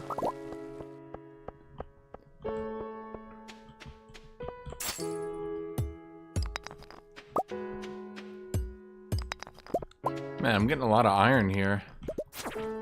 I am Iron King.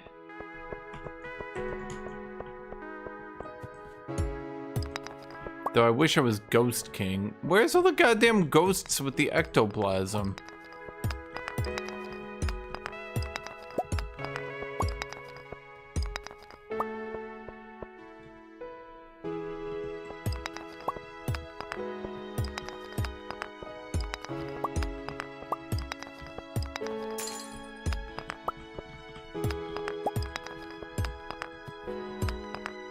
So, wait, you're calling it a Turkish victory because the government of Syria is, after 27 years of civil war, exerting control again over its own land.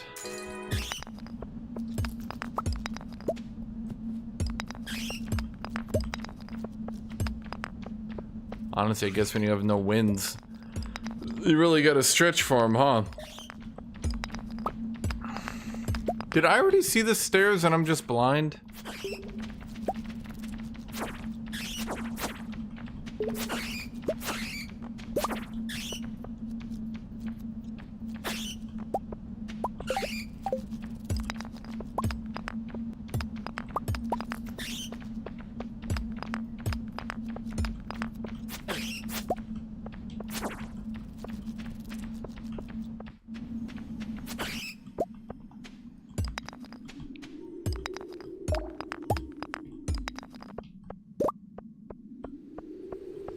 Huh.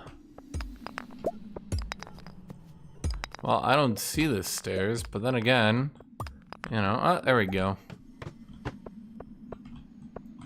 Did I not get any ectoplasm? This quest feels kind of fucky that I only get 4 days to do it.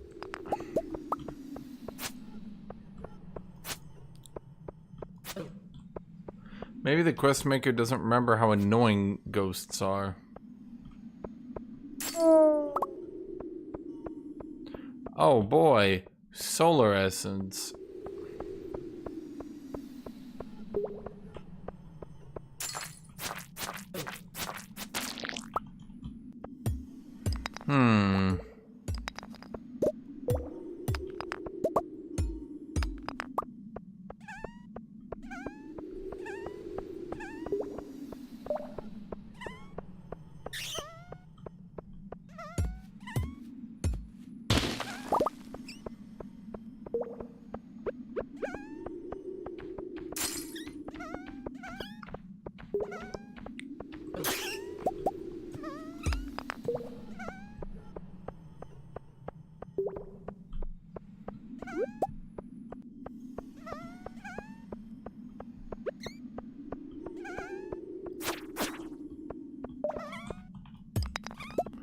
Is Turkey beating Greece?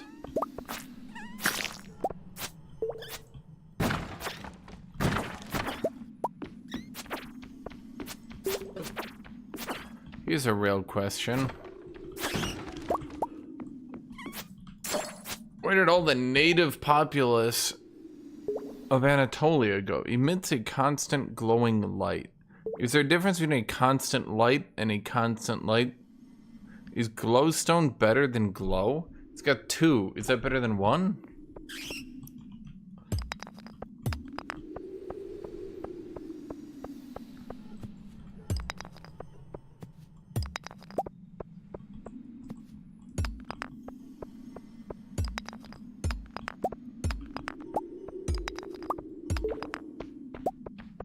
What's in Anatolia? Oh, chat. Oh, chat.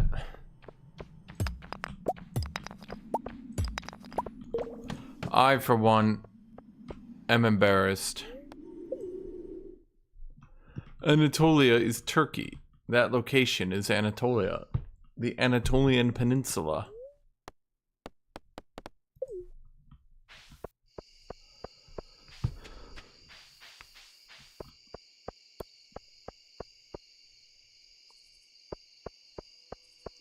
If I have a, do I basically, if anyone looks at me while I got this ring out at night, do they get like blinded? They're like, my eyes.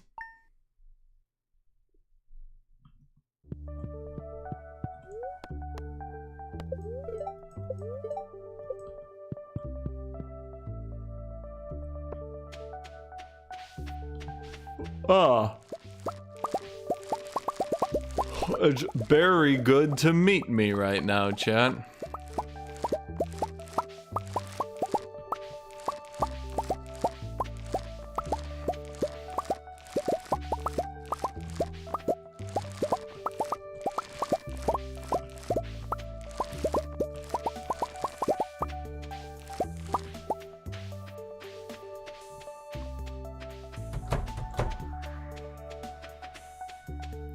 Do the cows like their barn being closed at night? Does it get chilly?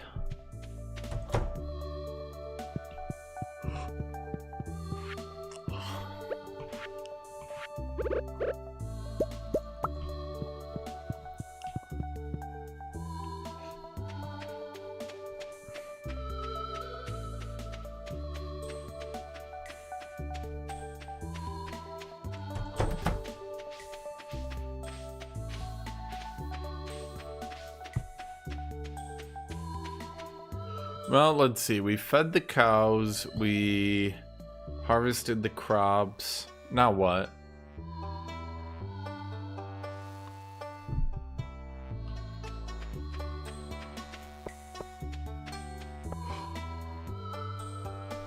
Can I give my pet a better location?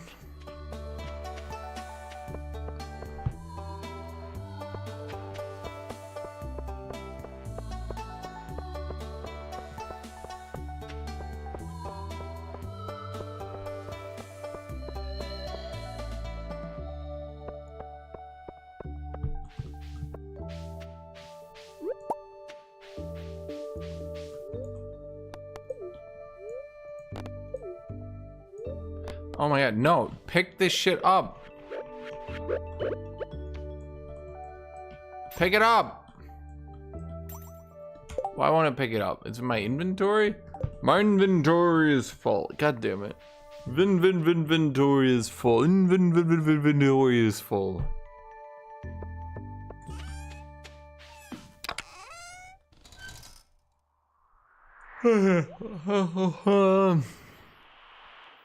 And the boot.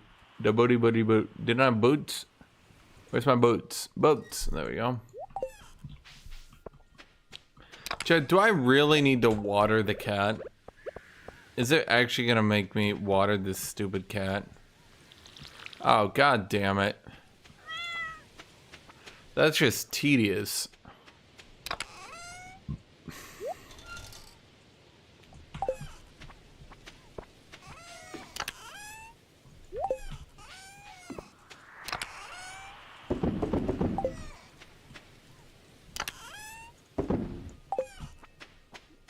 Okay, now we head on into town. What do we do after that, Chunt? Do we go for the bigger barn? I think we do. What do we need for the bigger barn Mach 2 barning cannon?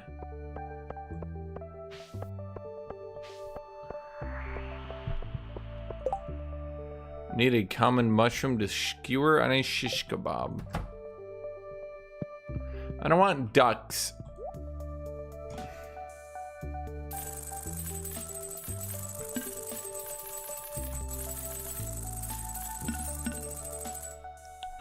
I'm rich.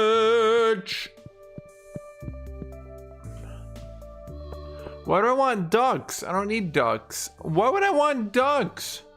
Guys, you want me to have cows and ducks and plants? Would I start every day with 7 hours of work needing to be done? Do I get any time for me, Chad? Or is it only time for you? Follow-up question, why is this town such a shithole with a broken down community center, broken down everything, rocks everywhere? Like, holy shit. Does anyone respect the townsfolk? Why is a mayor even here?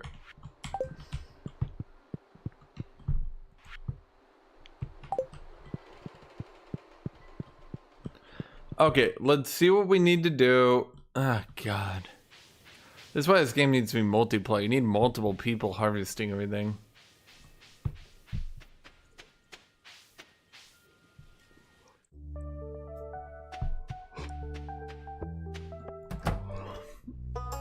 No, this is an idealized ultra-liberal town.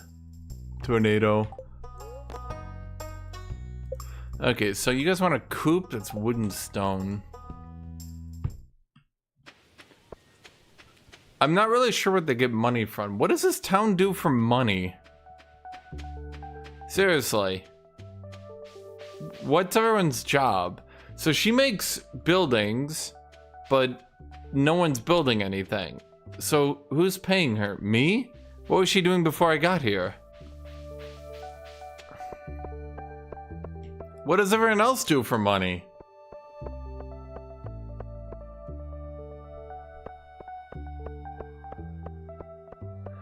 So we pay, wait, yeah, if we don't pay taxes, how does the mayor have a job?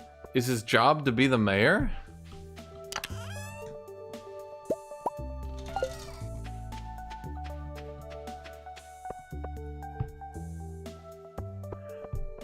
Is it literally just me? Because wait, I sell cranberries to the shop.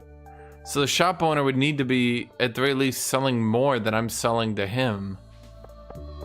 So that wouldn't make sense. Chat, I'm starting to actually doubt how this economy actually functions.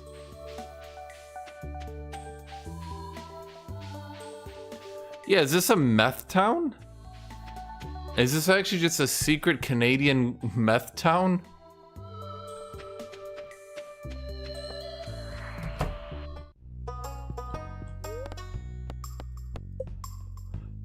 Wait, I don't have enough wood? All I've done is chop wood. Motherfucker.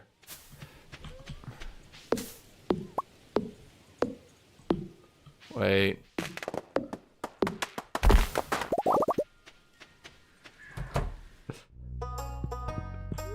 Okay, so we make a coop. Do I still not have the wood? Motherfucker. Okay. Yeah, I'm just chopping trees outside your house. So honestly, the more you keep telling me I don't have wood, the more trees I'm gonna kill.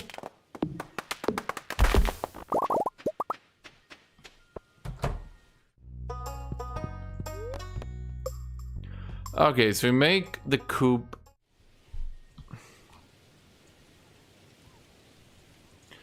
Do we... Wait, do chickens need water?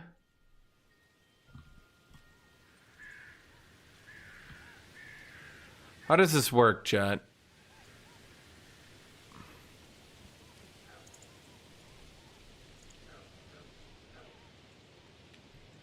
Can I... Oh, shoot. Oh, I just wanted to reposition it. Is there any way I can, like, vertically reposition it?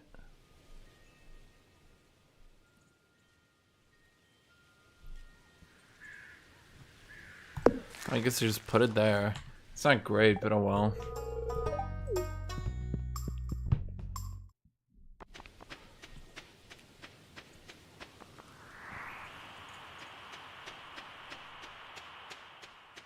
Let me think. What does everyone do for jobs? One of them is a magician.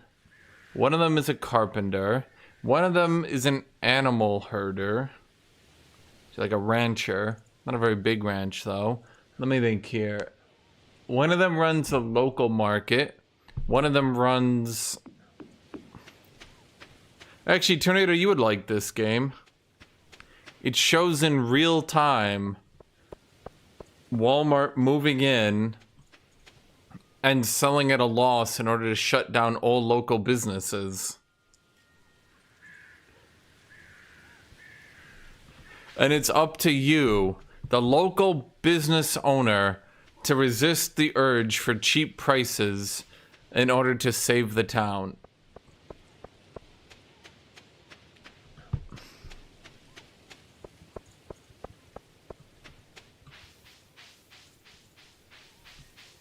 Literally, that is actually the plot. And then you rebuild the community center, and everyone in the town lives happily ever after. or something. Chat, how do I change my pants color? My pants color is awful.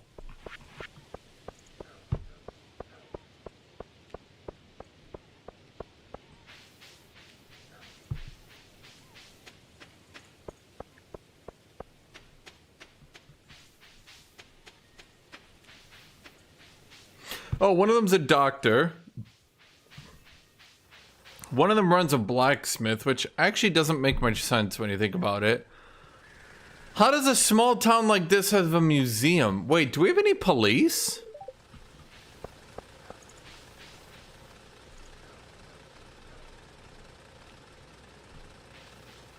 Just occurred to me, we have no police officer.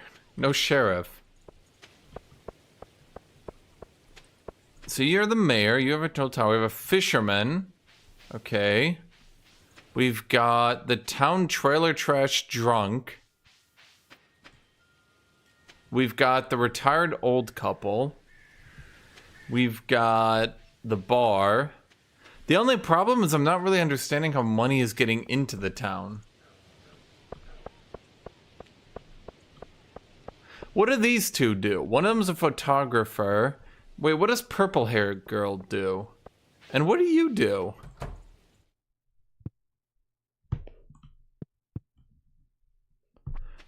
Yeah, wait, what does she do? She's a photographer.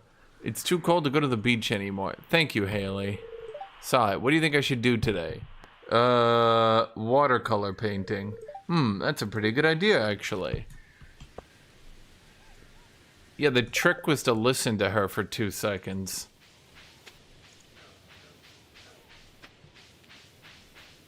Is that really it? This game makes you do the bare minimum? Isn't this game... Wait, who made this game? Wait, now I'm curious.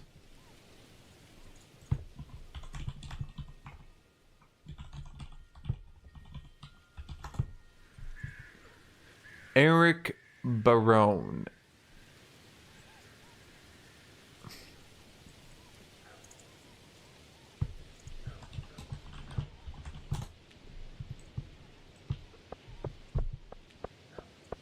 So she sews. Okay, so what does Blondie do? Is she literally an unemployed photographer? Are they doing like a meta joke?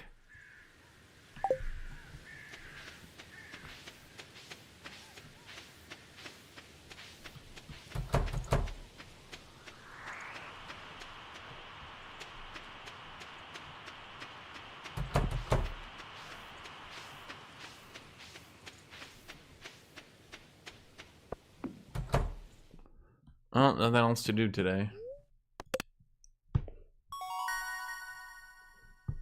Level 8 farming, watering can proficiency, hoe proficiency, keg, oil maker, deluxe speed grow. Deluxe speed grow, huh? Damn, none of my crops grew.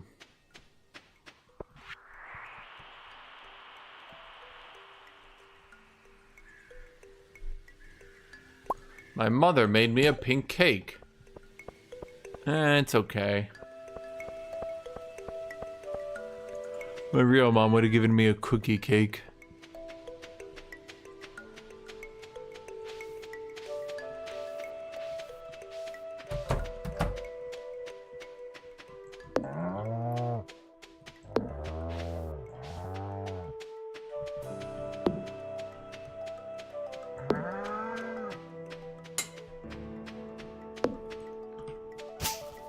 How did a weed grow here?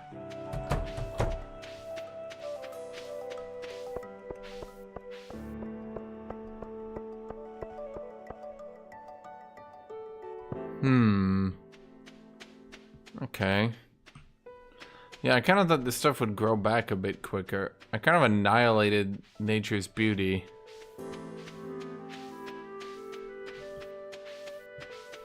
Ah, it's okay. There's still a lot left down here. Although...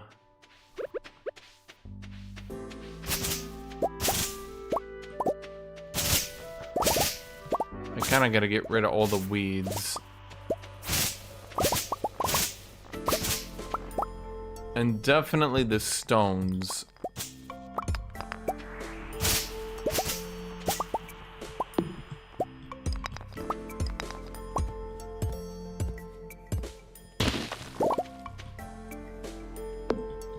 And the twigs.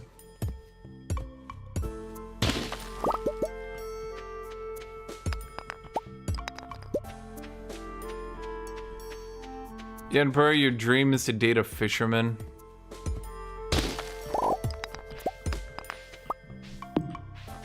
Instead of dreaming big, you went small.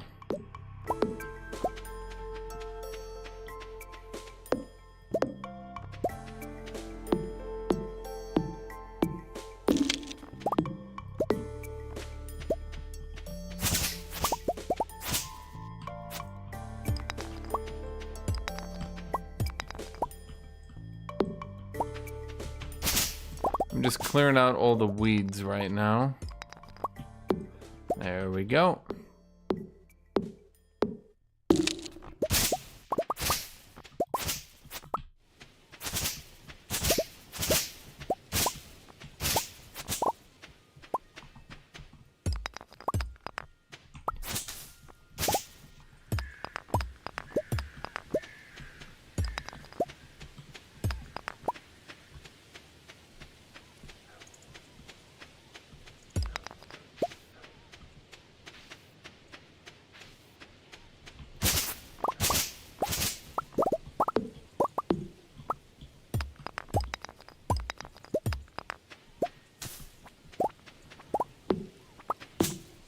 Oh my god. Well, I'm clearing all the rocks out, and that's what's important. And the twigs. And then this area will have room to freely grow.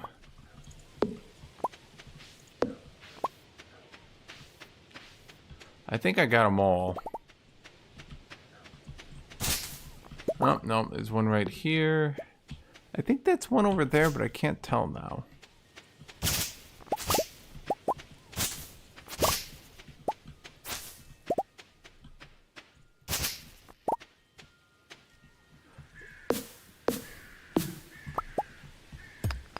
That was a stone.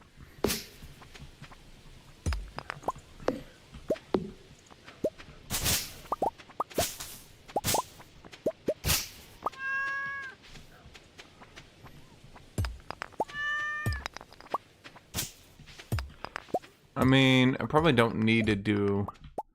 Oh, that's right. Isn't there like a secret altar back there? And you join a cult and you start doing sacrifices.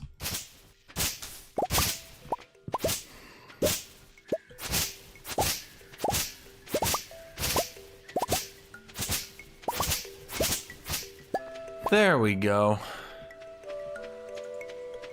Okay. I just gotta get rid of the last little twigs in my entire property here, chat.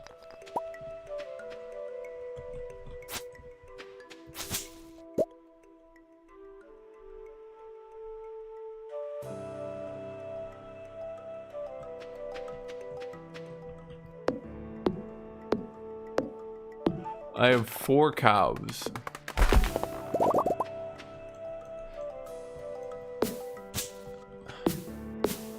They're keeping me from my altar. Guthuk, wait for my return on the dawn of their 3rd year. Grandpa, isn't he dead? Wasn't that the reason we came here? He died?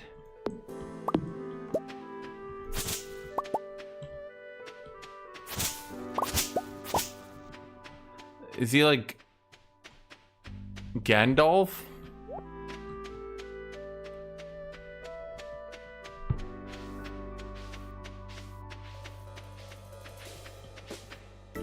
Okay, well, I'm not sure there's anything else to do today then.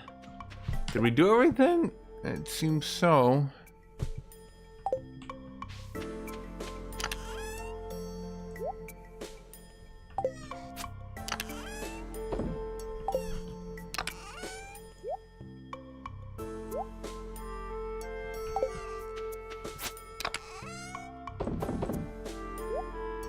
I had too much shit in here. What am I gonna do with it all, chat?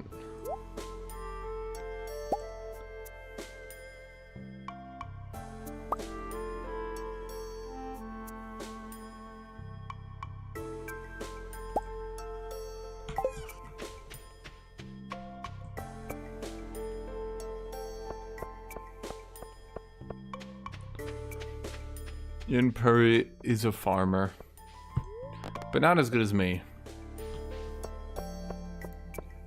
I didn't do the ectoplasm quest. I killed like 7 of them and they just didn't want to die, I guess.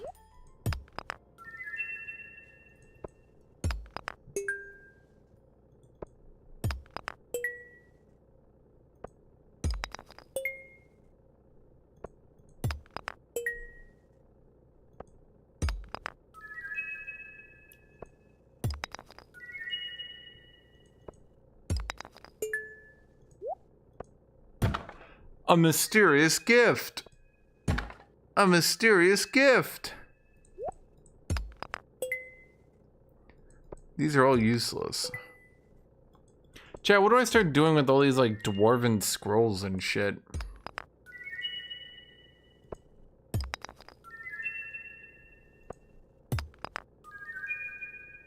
Like, what do I do with the bonus? What even is this thing?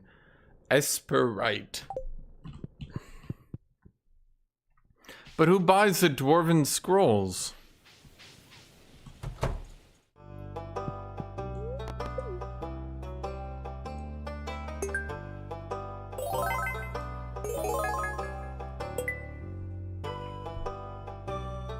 Do do do do do do do do.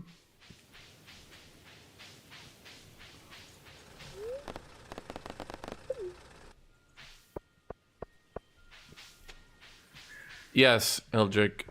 That's what I was saying. Stardew Valley is whimsical. I was actually saying this the other day. I've seen so many games that are like marketed towards women and they're always whimsical. I think it's because of Harry Potter.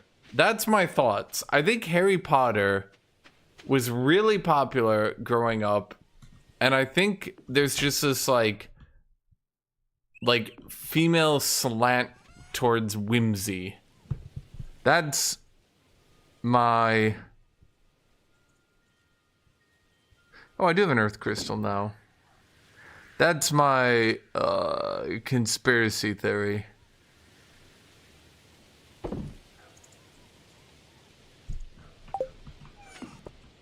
Wait, I can use Esperite to tailor?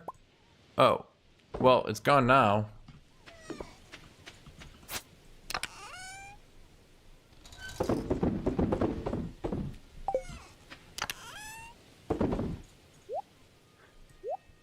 Because, like, let me think here.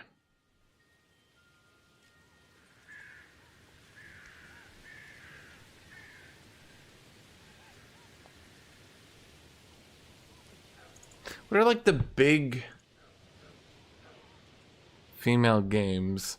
There's, like, Infinity Nikki. That one's whimsical. This game, whimsical. Baldur's Gate 3, I would call more magical than whimsical. Still magical. Whimsy is just low tier magic. What else is there?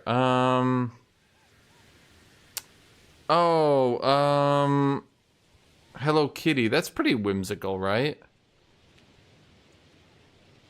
There's I know that one MMO, Lost Ark. That one had a pretty large female player base from what I remember.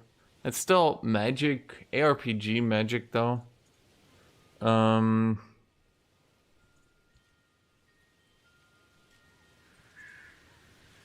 Sims? Is Sims whimsical, magical these days? Didn't they do that? Didn't they add a bunch of magic and shit to it? Is Animal Crossing whimsical? It's my theory, Jan Puri, that Harry Potter was so outrageously popular with women that everything since then has become magical. Am I wrong?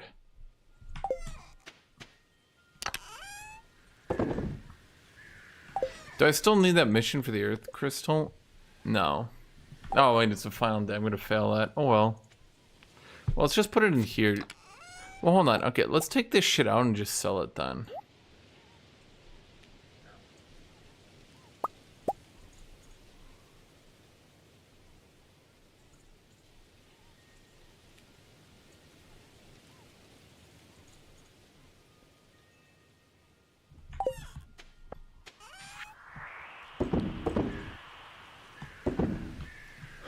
We're gonna be feeling the fallout from Harry Potter for 30 years now.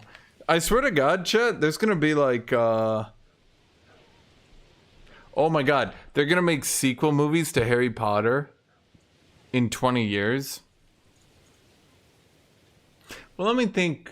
Let's see, they did the Harry Potter, then they did the failed prequels. So the failed sequels will be in 2030. If we're following Star Wars logic.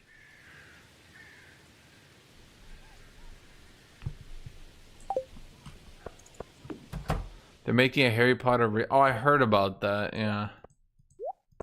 There were, some angry people on that one.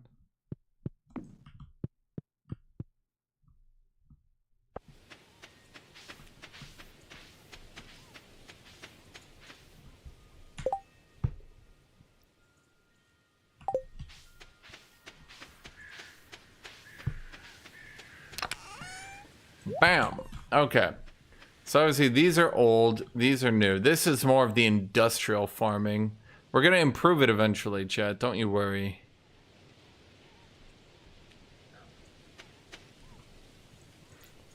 Up.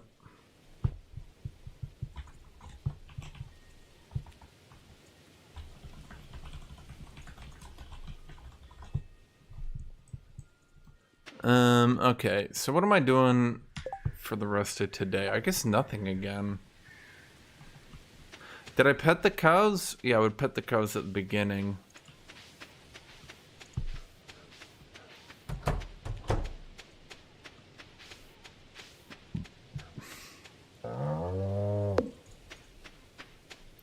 They get one of the original actors to come back but play some older characters.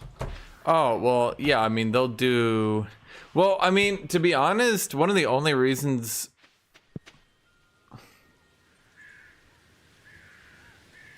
Final Fantasy XIV, yeah, that one was super popular with women for a bit. I remember that one. It's because you could dress up your characters. I mean, they could do like a cameo role. Though, yeah, I think, yeah. I mean, I think one of the only things they could do if they want to stick more true to the, if they want to stick more true to the original vision of the books, Hermione should be uglier and more annoying. Literally. Like, that's, I'm not like making a joke. Ron should probably also be less annoying.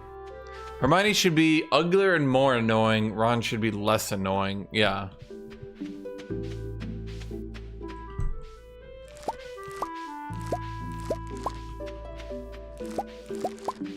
The director really liked Ron. So I really liked Hermione. So what he did is he... Well, okay, to be fair, it's not like he cast Hermione like that, right? But Hermione was not made to be this beautiful, or at the very least pretty, like super smart, super cool character. And, yeah.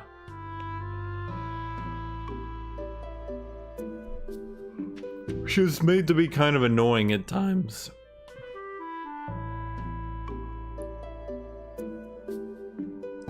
Like, one of the most annoying times for Hermione in the books was when she was trying to end slavery. And everyone was like, Hermione, shut up, stop trying to end slavery.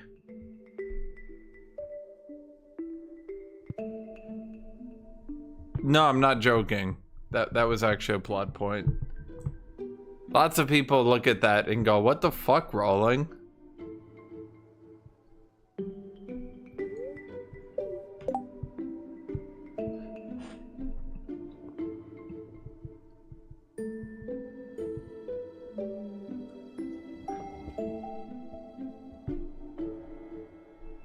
Yeah, so this was before Rowling had her whole, like, let's say, crazy period.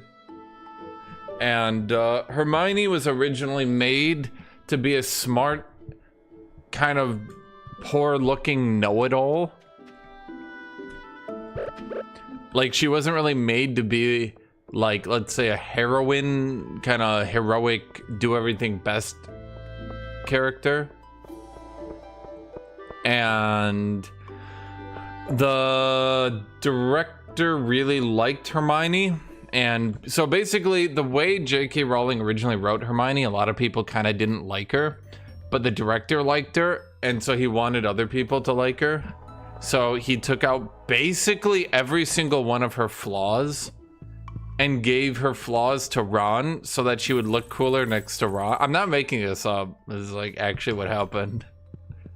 So at any rate, Ron ended up looking like a complete nerd, loser, dipshit, dumbass. And Hermione was the second main character.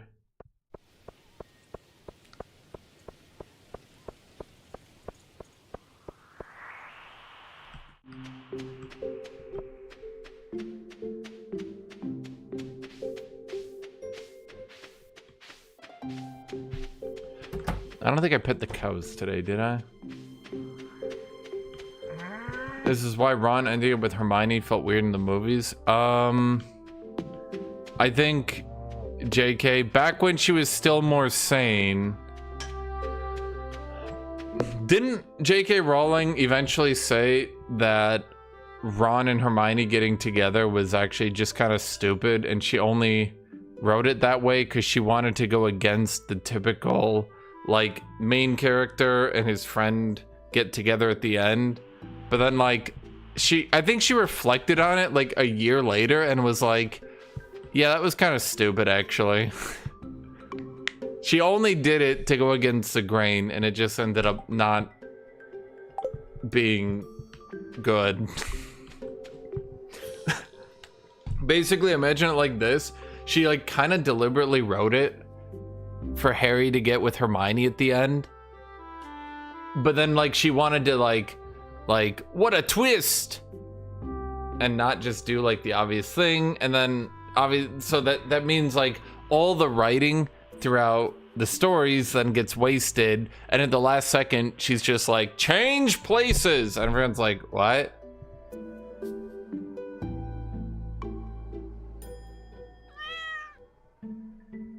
Anyway, let me go get water.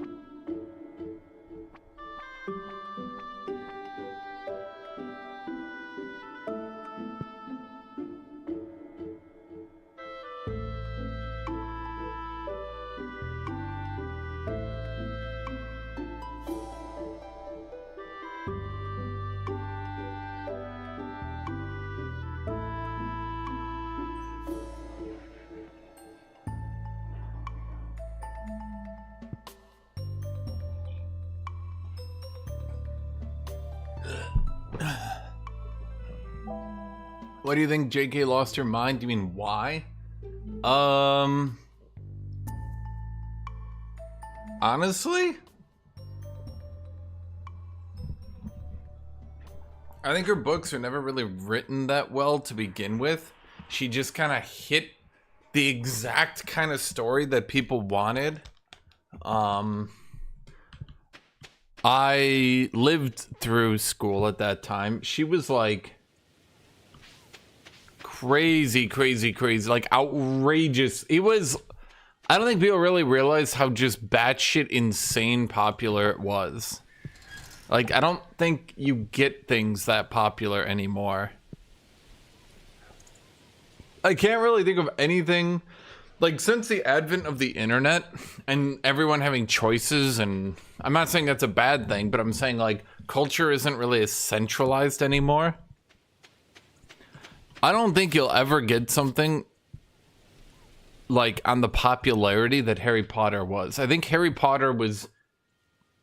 Twilight was big, but I feel like Harry Potter was just on a whole other level. Especially because Twilight only had, what, 3 movies? Mostly for women. Harry Potter was super popular with men, too. It's just... I think, at the very least, the way I experienced it, it started off pretty popular between men and women, but, like, as you started to go into that 4th, 5th, 6th book era, I think it transitioned into mostly being popular amongst women. Most of the, in fact, I don't think I had any guy friend that was still into it, but as the last movies were coming out, like every female friend I had was still into it.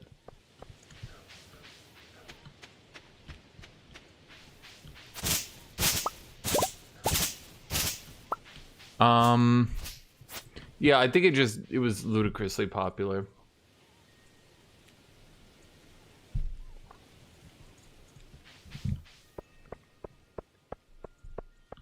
I think, well, okay, so I think the big thing is that, okay, why did she lose her mind? Okay, to answer that, I think it really comes down to a few things.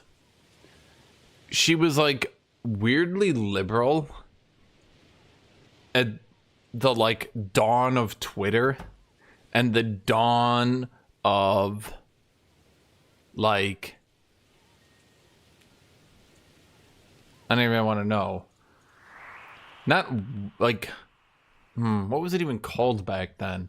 Like, before even people had the term social justice warrior. We're talking like 2010. Way back then. Like, before anyone even had a term for stuff like this. And she would go on Twitter. I don't know if you guys remember this. She was like super left at the time. Didn't she like make one of her characters trans?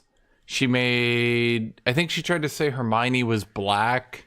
She made Dumbledore gay. Dumbledore being gay isn't in the books, by the way. And she was just like super liberal and left and blah, blah, blah. And I think what happened is like she got a lot of backlash for it because she was like the first wave. I guess is the right way to put it. She was like one of the first wave liberals for that kind of like, let's just be totally progressive on everything, which is weird when you think about it in a modern standpoint, right? I had to open the window for Kitty. Now she's not going to look out the window. She just wanted... Oh, no, is she actually going to look... Okay, she's actually going to look out the window for once. Well, that's all I was trying to say, Rod. Yeah, that's exactly what I'm trying to say, Jan Puri. Is basically, she was one of the first, like, ultra progressives at the time. She was like an ultra super mega progressive. Did I pet all the cows today or not? And I keep forgetting if I pet the cows every day. and she got, because she was like, again, one of the first ultra progressives, she got a lot of shit for it. People were making fun of her everywhere. I remember, wasn't there even a robot? There's a robot chicken gag. So you know how old this shit was, where they were making fun of her for just trying to be like ultra progressive and retconning everything to be progressive. And, yeah, I think she basically just got so much shit for it that she went like, she overcorrected super far right wing. And I think she's just really spiteful over it right now. Chad, how do I get different pants? I think that's literally it. She just got burnt really hard because like it wasn't cool back then to be progressive. And then she just kind of became spiteful and overcorrected super hard to the right wing.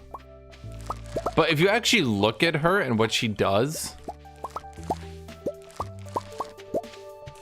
she's basically got one issue she literally can't stop talking about. And other than that, I mean, has she really made a right wing? No, she does. No. I remember watching a video on this.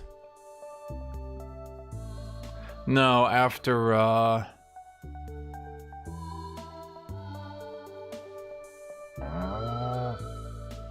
yeah, I think a lot of it too, now that I'm thinking back on it, I think a lot of it too is after she started, basically she did the trans thing a little bit. God, I can't even remember where that started, like 6-7 years ago. And basically, like the whiplash of like, I'm kind of an annoying progressive to like, I have this conservative opinion. And like, I think what actually happened when that happened is the left attacked her way too fucking hard.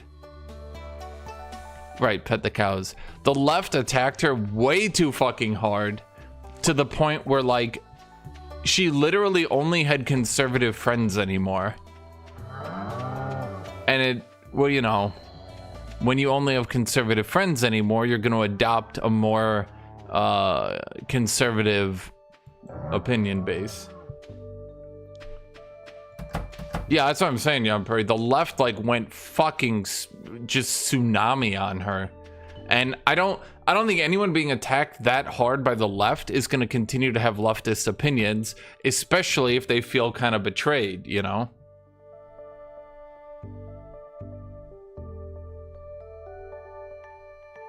Don't I only have conservative friends? No. No, Paradox games aren't... Okay, so as much as I meme Paradox games, most of the game servers end up going one of two ways. And this is what gets really frustrating, by the way. Duck House of Hay? Well, they should have the open field, right? When it comes to moderating Paradox game servers, like if you have a multiplayer server and you're trying to moderate it, it can be a bit frustrating because you get a lot of... I mean, I'm going to be honest, you get a lot of very intelligent people who understand that things are jokes, I guess is one way to put it.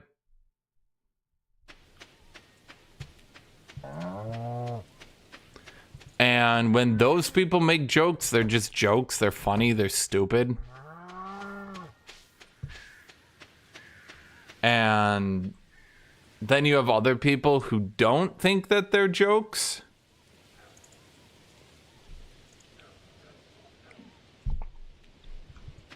But at any rate, you can get... Basically, there's only two kinds of Paradox servers left these days. Do I have... Pantry. Fall crops. Pumpkin yam. I got a yam in there somewhere. Basically, you only get two kinds of conservative... Or say, only two kinds of Paradox game servers left anymore. You get the, we're gonna let anything go. Fuck it, full-on racism. And the second one, at this point, in my opinion, has overcorrected perhaps a bit hard. And,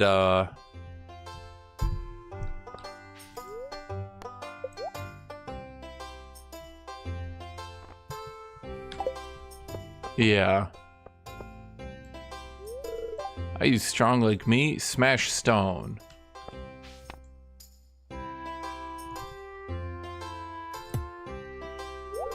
Strength level, bulldozer. Strength level, gorilla. Strength level, bulldozer. God damn it. Lumberjack.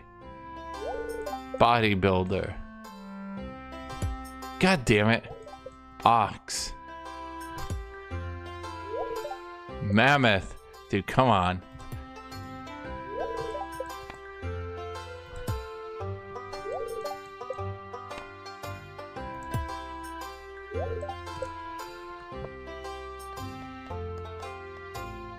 But yeah, the problem is it can kind of be annoying because, well, it's not really annoying because I don't really do anything. Yeah, I can hear you, kitty. Can I pick you? No, I can't pick you up. Server A just allows anything, goes giga racist. Server B these days is pretty over, I'm gonna say overcorrects. And like, Paradox games just being the way they are gonna breed jokes.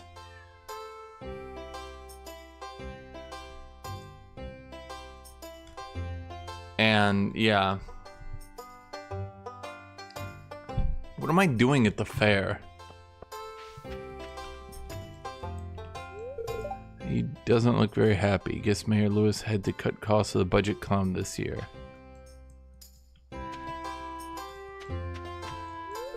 You know, I would have made a pretty good clown. I think I missed my calling. Thanks, Emily. Woodworking is an ancient tradition that I'm very proud to be a part of. I really admire Robin's carpentry skills. I use a lot of the same techniques in my own line of work. I complain about my job sometimes, but I do take pride in my work. These are some of my finest pieces. I hope you like them. Why can't I get a sword?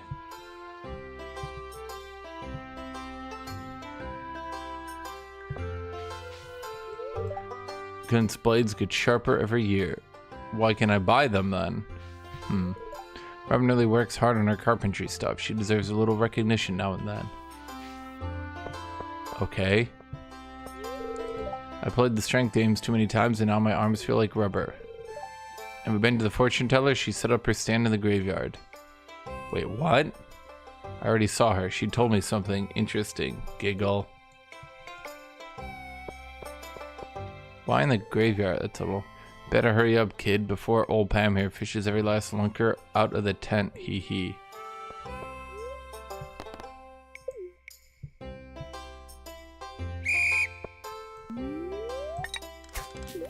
God damn it.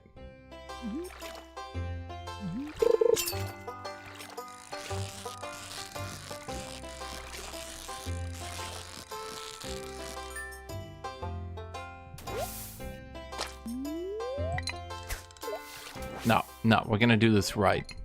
Damn it.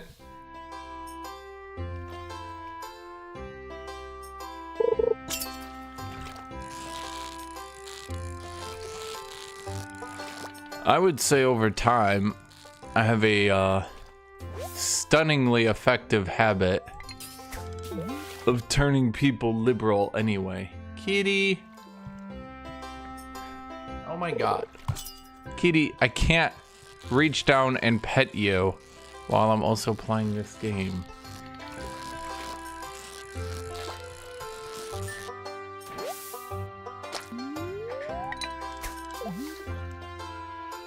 Have you seen the DLC of this game? This game's got DLC?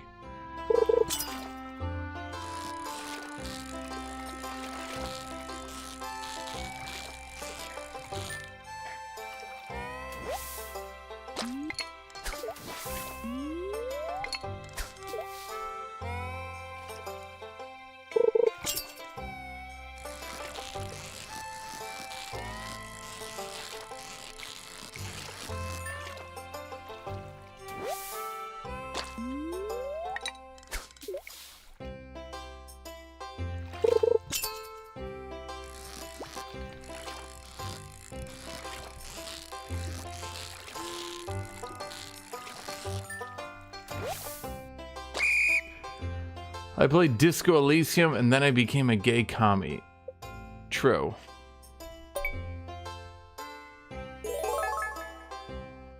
Kitty. Can I pick you up? No, you're just gonna continue to run around and meow at me. She's just in a mood. Selling stars tokens are just 50 gold apiece. No, thank you. It's a fine looking town you got here. Nice and cozy and a real sense of community. Thank you, tourist. I already beat all the games. Now what? Tourist. It was a long bus ride here, but totally worth it. The valley is so beautiful. Simon loves it, don't you, Simon? What does Simon have to say?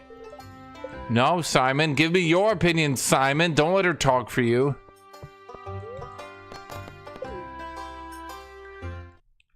Play the slingshot game.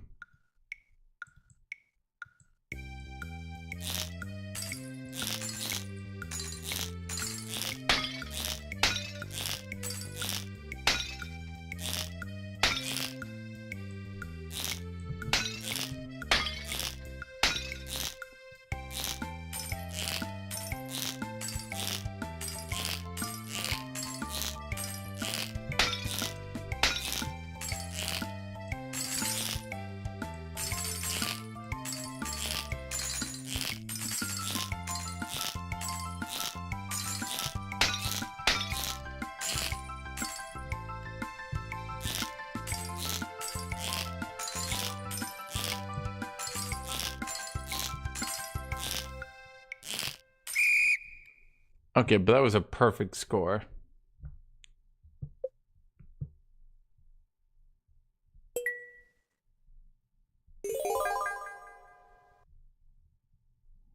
Why is that 210 star tokens? My store carries the very finest quality products in the whole valley. Please inspect my Grande display and see for yourself. Bro, you get all your food from me.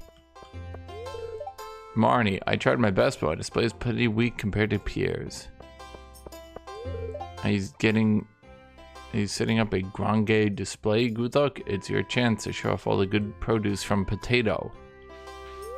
Tourist, wow, it's the biggest cheese wheel I've ever seen. Very impressive. Okay. All these animals are friendly and love to get massaged. Okay, that's weird. You made it weird. Hey Guthuk, having a good time? It's kind of hectic today. I'm gonna hang out here for a while. Or what does the magician have?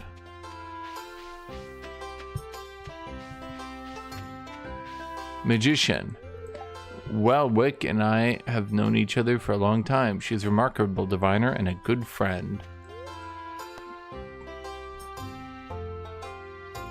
Read my fortune. Ah, yes, I see you at the beach. There's some kind of event taking place. You walk up to George and say something funny. It seems like you two are good friends. Now I see you and Abigail in a field of glass. You seem happy.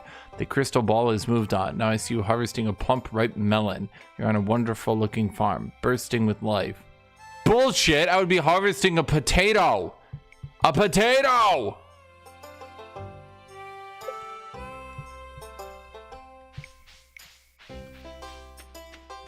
Jack, can I get my money back? She ripped me off.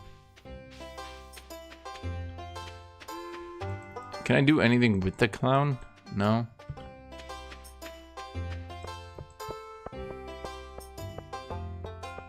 He just buys stuff.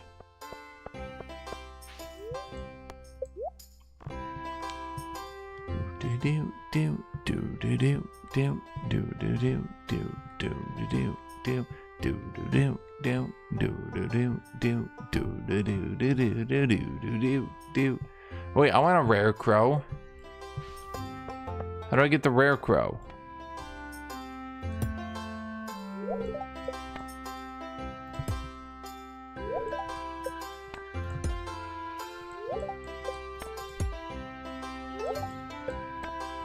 Yes! Oh! Wait, I only get one? Ah. Pierre is very serious about his Grande display. He's been setting aside his best looking produce for weeks in preparation. Thanks. How do I get more points? Wait, do I just spam fishing?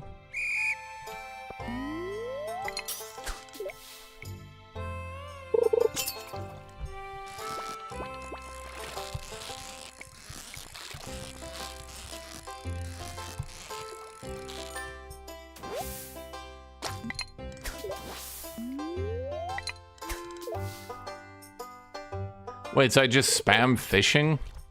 And then I get 2,000 points, and then I buy the rare crow?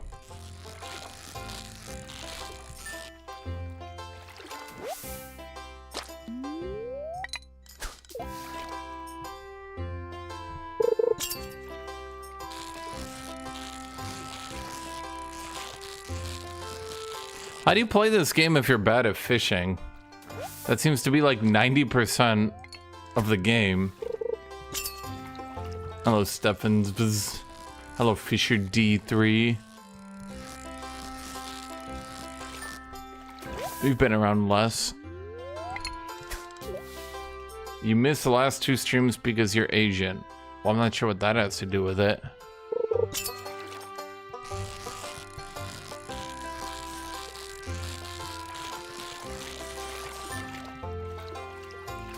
I did see that. I mentioned that in my video, scraggly daggly.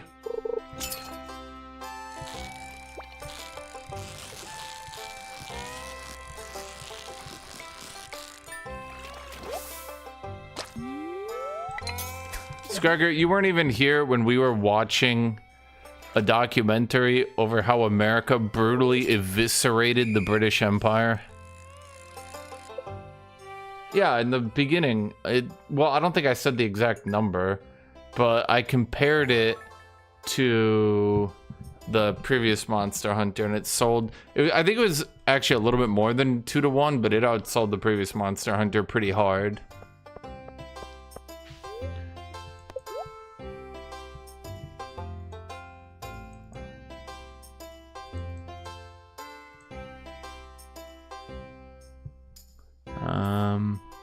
Should I get a fedora? Yeah.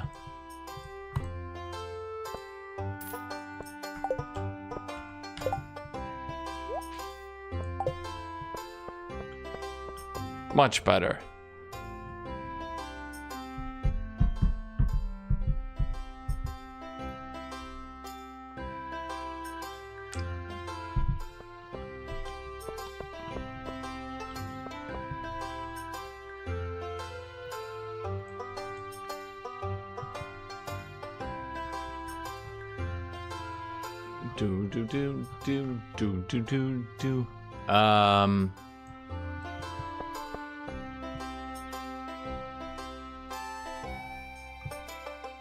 I don't know if the 2 guys who tried to spam slurs in chat realized, but that even gets deleted from the VOD. So like you yeah. There's here leaks of the upcoming Monster Hunter Wilds. No. Should I?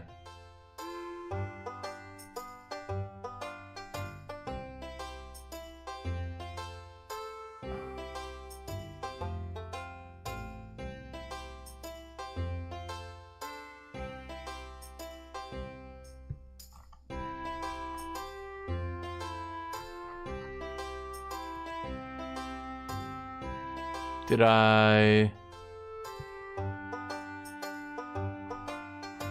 Where do I see that? That's probably on Reddit if I just...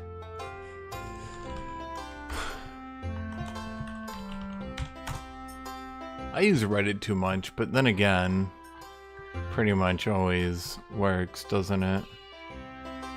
Hi, kitty. Can I pick you up?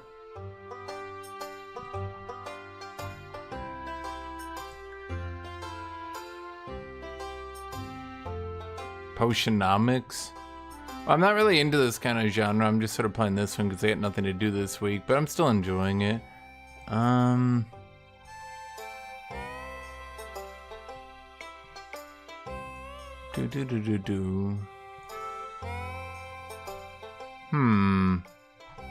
don't see anything about these so-called leaks. Ah, whatever. It's not really that big a deal.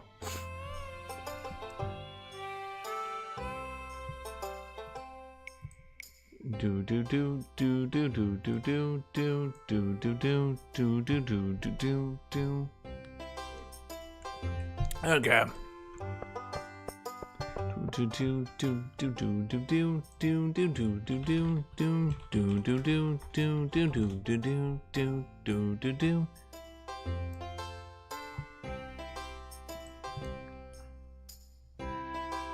I can't actually see anything, chat.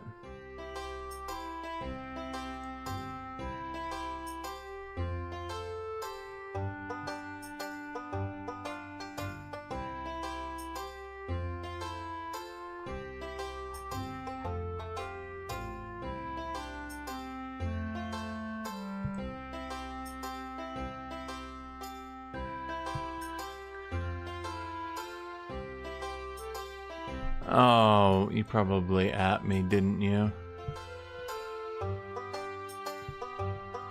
It's always you, Reaper. One new enemy, no one gives a shit.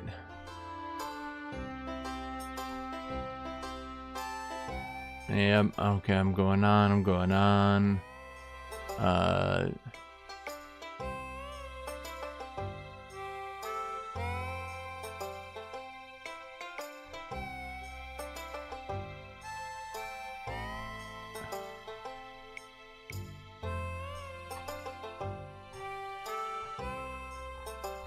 I'll be honest, I'll just look at this when it comes out.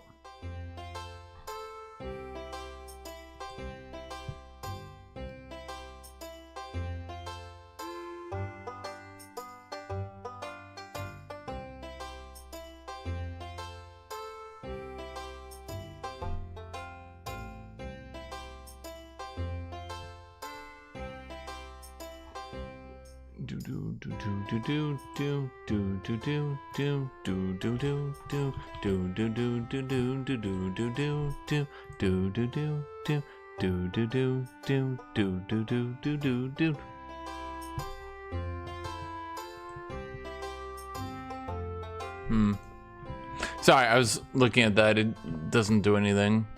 I don't know. It's like a long post, and I can't really get any information out of it, so it's not really any use talking about it. Is this all I do at the fair?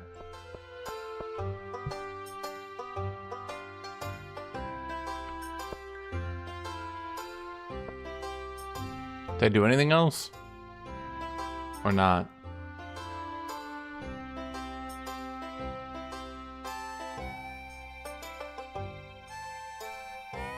I need to make a stand, but I didn't. Is the problem.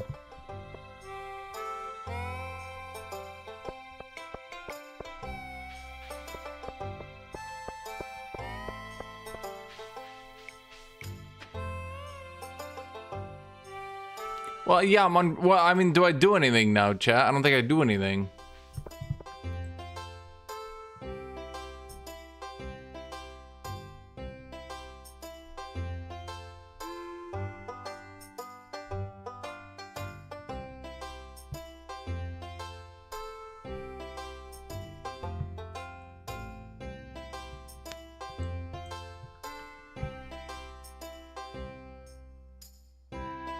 I don't think I do anything here, chat. Oh, someone told me to always get someone. Okay, I don't. Okay, no one's giving me any information to work on here, chat.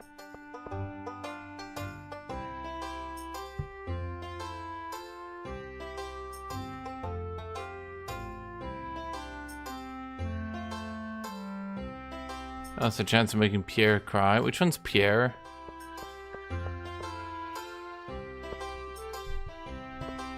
Is this all I do at the fair? I feel like I'm missing something. I don't have anything to put in the display. I don't think I have anything to put anywhere. I don't even know what I'm supposed to be doing.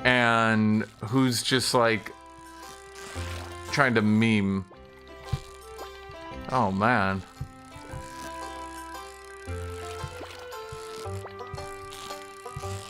Come on, there we go. That fish thought, but no.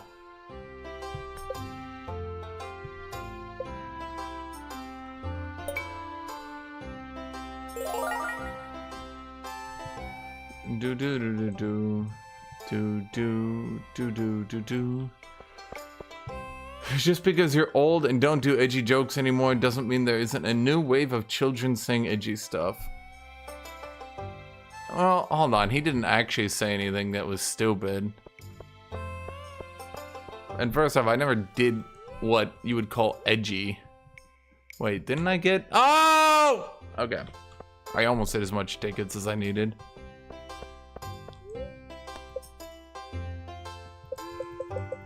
Oh my god, you have to... That's a lot.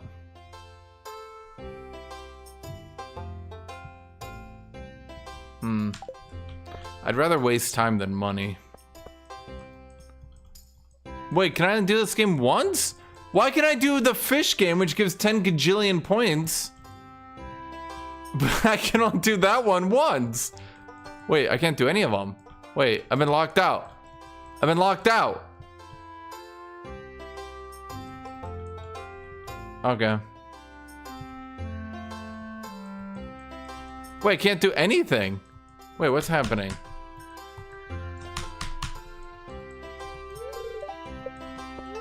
There we go. Wait, okay. Okay, I tabbed in and out and it fixed it.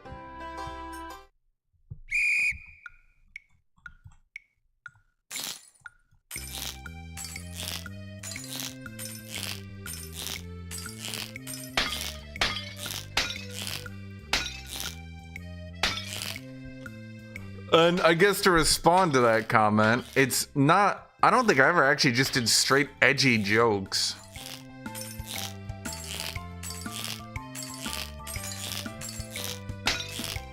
Oh, man.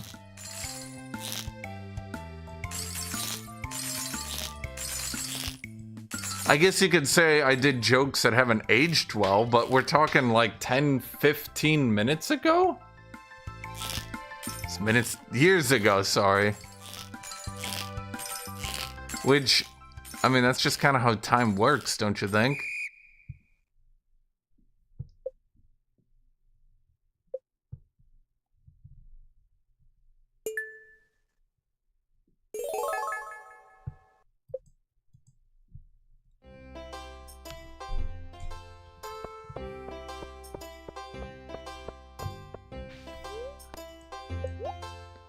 Well, I'm not playing Stardew Valley for the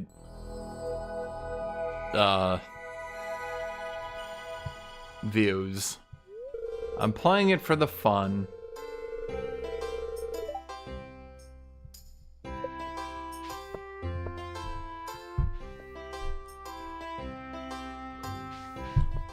Yeah, I mean, like, you drag up my EU4 games. You drag up my EU4 games from 10, 15 years ago? 15 years ago. Okay, 10 years ago.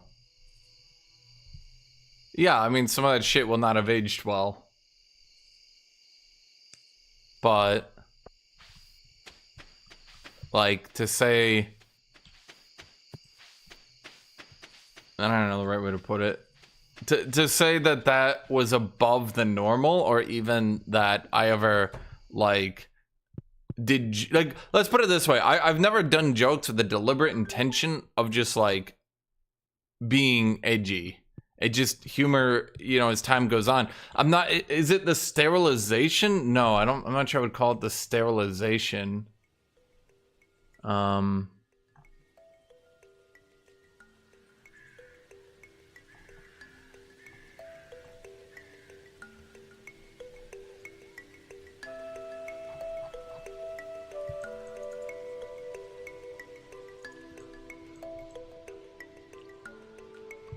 What's the right way to put this?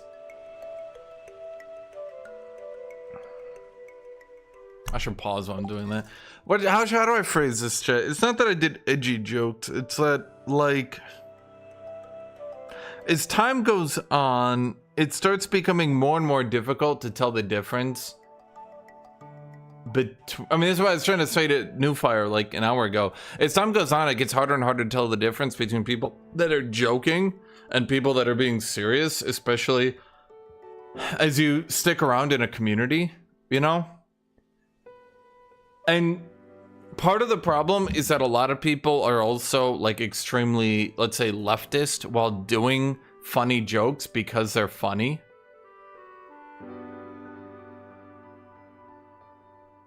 And over time, like even when we look at things like Adult Swim, right? You look at Adult Swim, and this would actually be 15, 20 years ago. They were like still are a very progressive channel, right? But if you go back and you look at a lot of those jokes, yeah, I mean, that's the word people would say, problematic jokes. But I guess the assumption, the understanding was that this was a progressive space and these are just funny jokes because they're so absurd. But then it's the people that don't think it's absurd, but rather they're telling the truths, right? Like, what's the right way to put this? It was like a common joke, a common funny situation was just the lull random internet period, right? But like in the lull random point, especially amongst the edgier, if you want to call that, spaces like Adult Swim, a character could just straight say some racist shit or a slur or something. Was the idea that this was a racist show or a homophobic slur show or anything like that? No, of course not. But the idea was that especially when you had shows like, let's say, Aqua Teen Hunger Force, you would have a character like Master Shake, and he was not meant to be a good character, of course. I don't think anyone would think that, right? Or even when the more dumbed down version of it would be something like the Colbert Report, right? You would say things that are absurd and it's meant to be funny, but some people don't realize that it's absurd and meant to be funny. Is that a good way to put it? Is that a good way to phrase it? Yeah. Sorry, this is kind of connected to something Newfire said, so I just wanted to go over it. Yeah, you kind of, like, in order to stay funny, it's like you need to continuously change your humor, because if you stay on one humor long enough, people think you're being serious.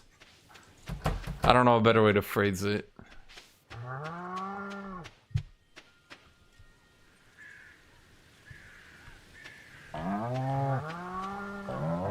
And I think that's definitely one thing, Jan Puri. It sounds dumb, but I think the internet just straight up used to be smarter outright. Even so much as 10 years ago, I think the internet... Cow, can you move? I think the internet used to be smarter. So it was way... Okay, I was gonna replace the hay. I think the internet used to be a lot smarter, so it was way more, like, understandable that if you were making a stupid joke, like, it was easier to understand the absurdity in a situation, right?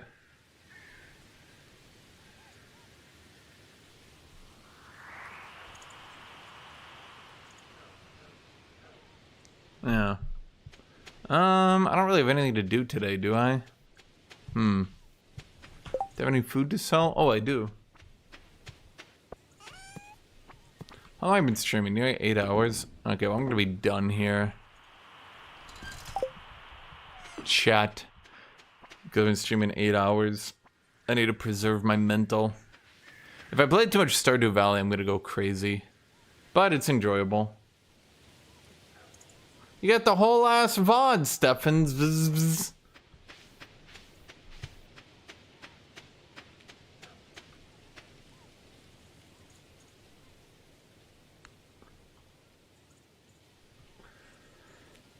It wasn't the pandemic. I think. God. I'm gonna say outright my thoughts, chat. I think right-wingers and studies have shown this a lot. If not less intelligent, then a lot of them are more literal. Is that good way to put it? I think if right-wingers, conservatives, let's say, if they're not dumber, then studies have definitely shown that they're A, more stubborn, and B, they take things more literally, right? And I think as those sorts of people started to get into funny, more liberal spaces, in a lot of ways it kind of ruins the jokes. Because these more funny liberal spaces, again, the absurdism in the humor, absurdist humor, like when you go from something like, I don't know, SpongeBob, right? Like absurdism is in a way, especially when you start looking at a show. A good movie for this is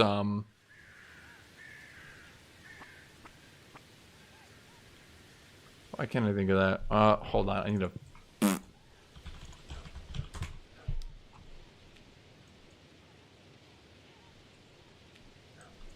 me 1 second. Blazing Saddles. If you go back and you watch Blazing Saddles, a lot of this shit is like really absurd and just pretty racist, right? But it was just like the absurdity of it all was so stupid. And it was understood that the people being absurd and the people being racist were typically these people. I think, okay, who did Mallrats and things like that? I remember there's one exact quote. Who was that guy, the director?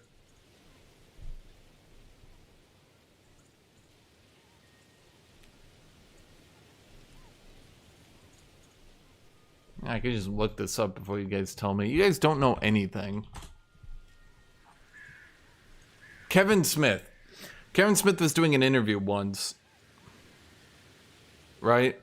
And I remember this exact conversation. He said, well, it was an interview. So someone, well, he was taking questions. So someone asks him a question. They ask, as a woman, she said, in one of your movies, one of the characters said that every lesbian just needed a good man to get over being a lesbian. Don't you think that's a really offensive and wrong thing to say? That's my impression. And he got up to the microphone and he said, the character who said that was the idiot of the movie. Did you not understand that? He said something like that. And that stuck with me, chat. Because it's often a trope used, is that the idiot will have a bad opinion, but it's like a funny bad opinion. And then people don't understand what's going on here because they take it too literally. And going to try to, I guess, wrap this all up, this kind of completes Jan Puri's sterilization of humor in a lot of ways, is because too often having jokes like that are lost on people because they don't realize it's not like it's a joke, and it's not like you're not supposed to actually think that. Like the funny is in how stupid that is in another way, right? Like, it's so stupid, how could you believe that? But then you got some racist guy being like, I believe that. And you're like, what? Why? Anyway, chat, I'm going to be done for now. I'll see you guys tomorrow.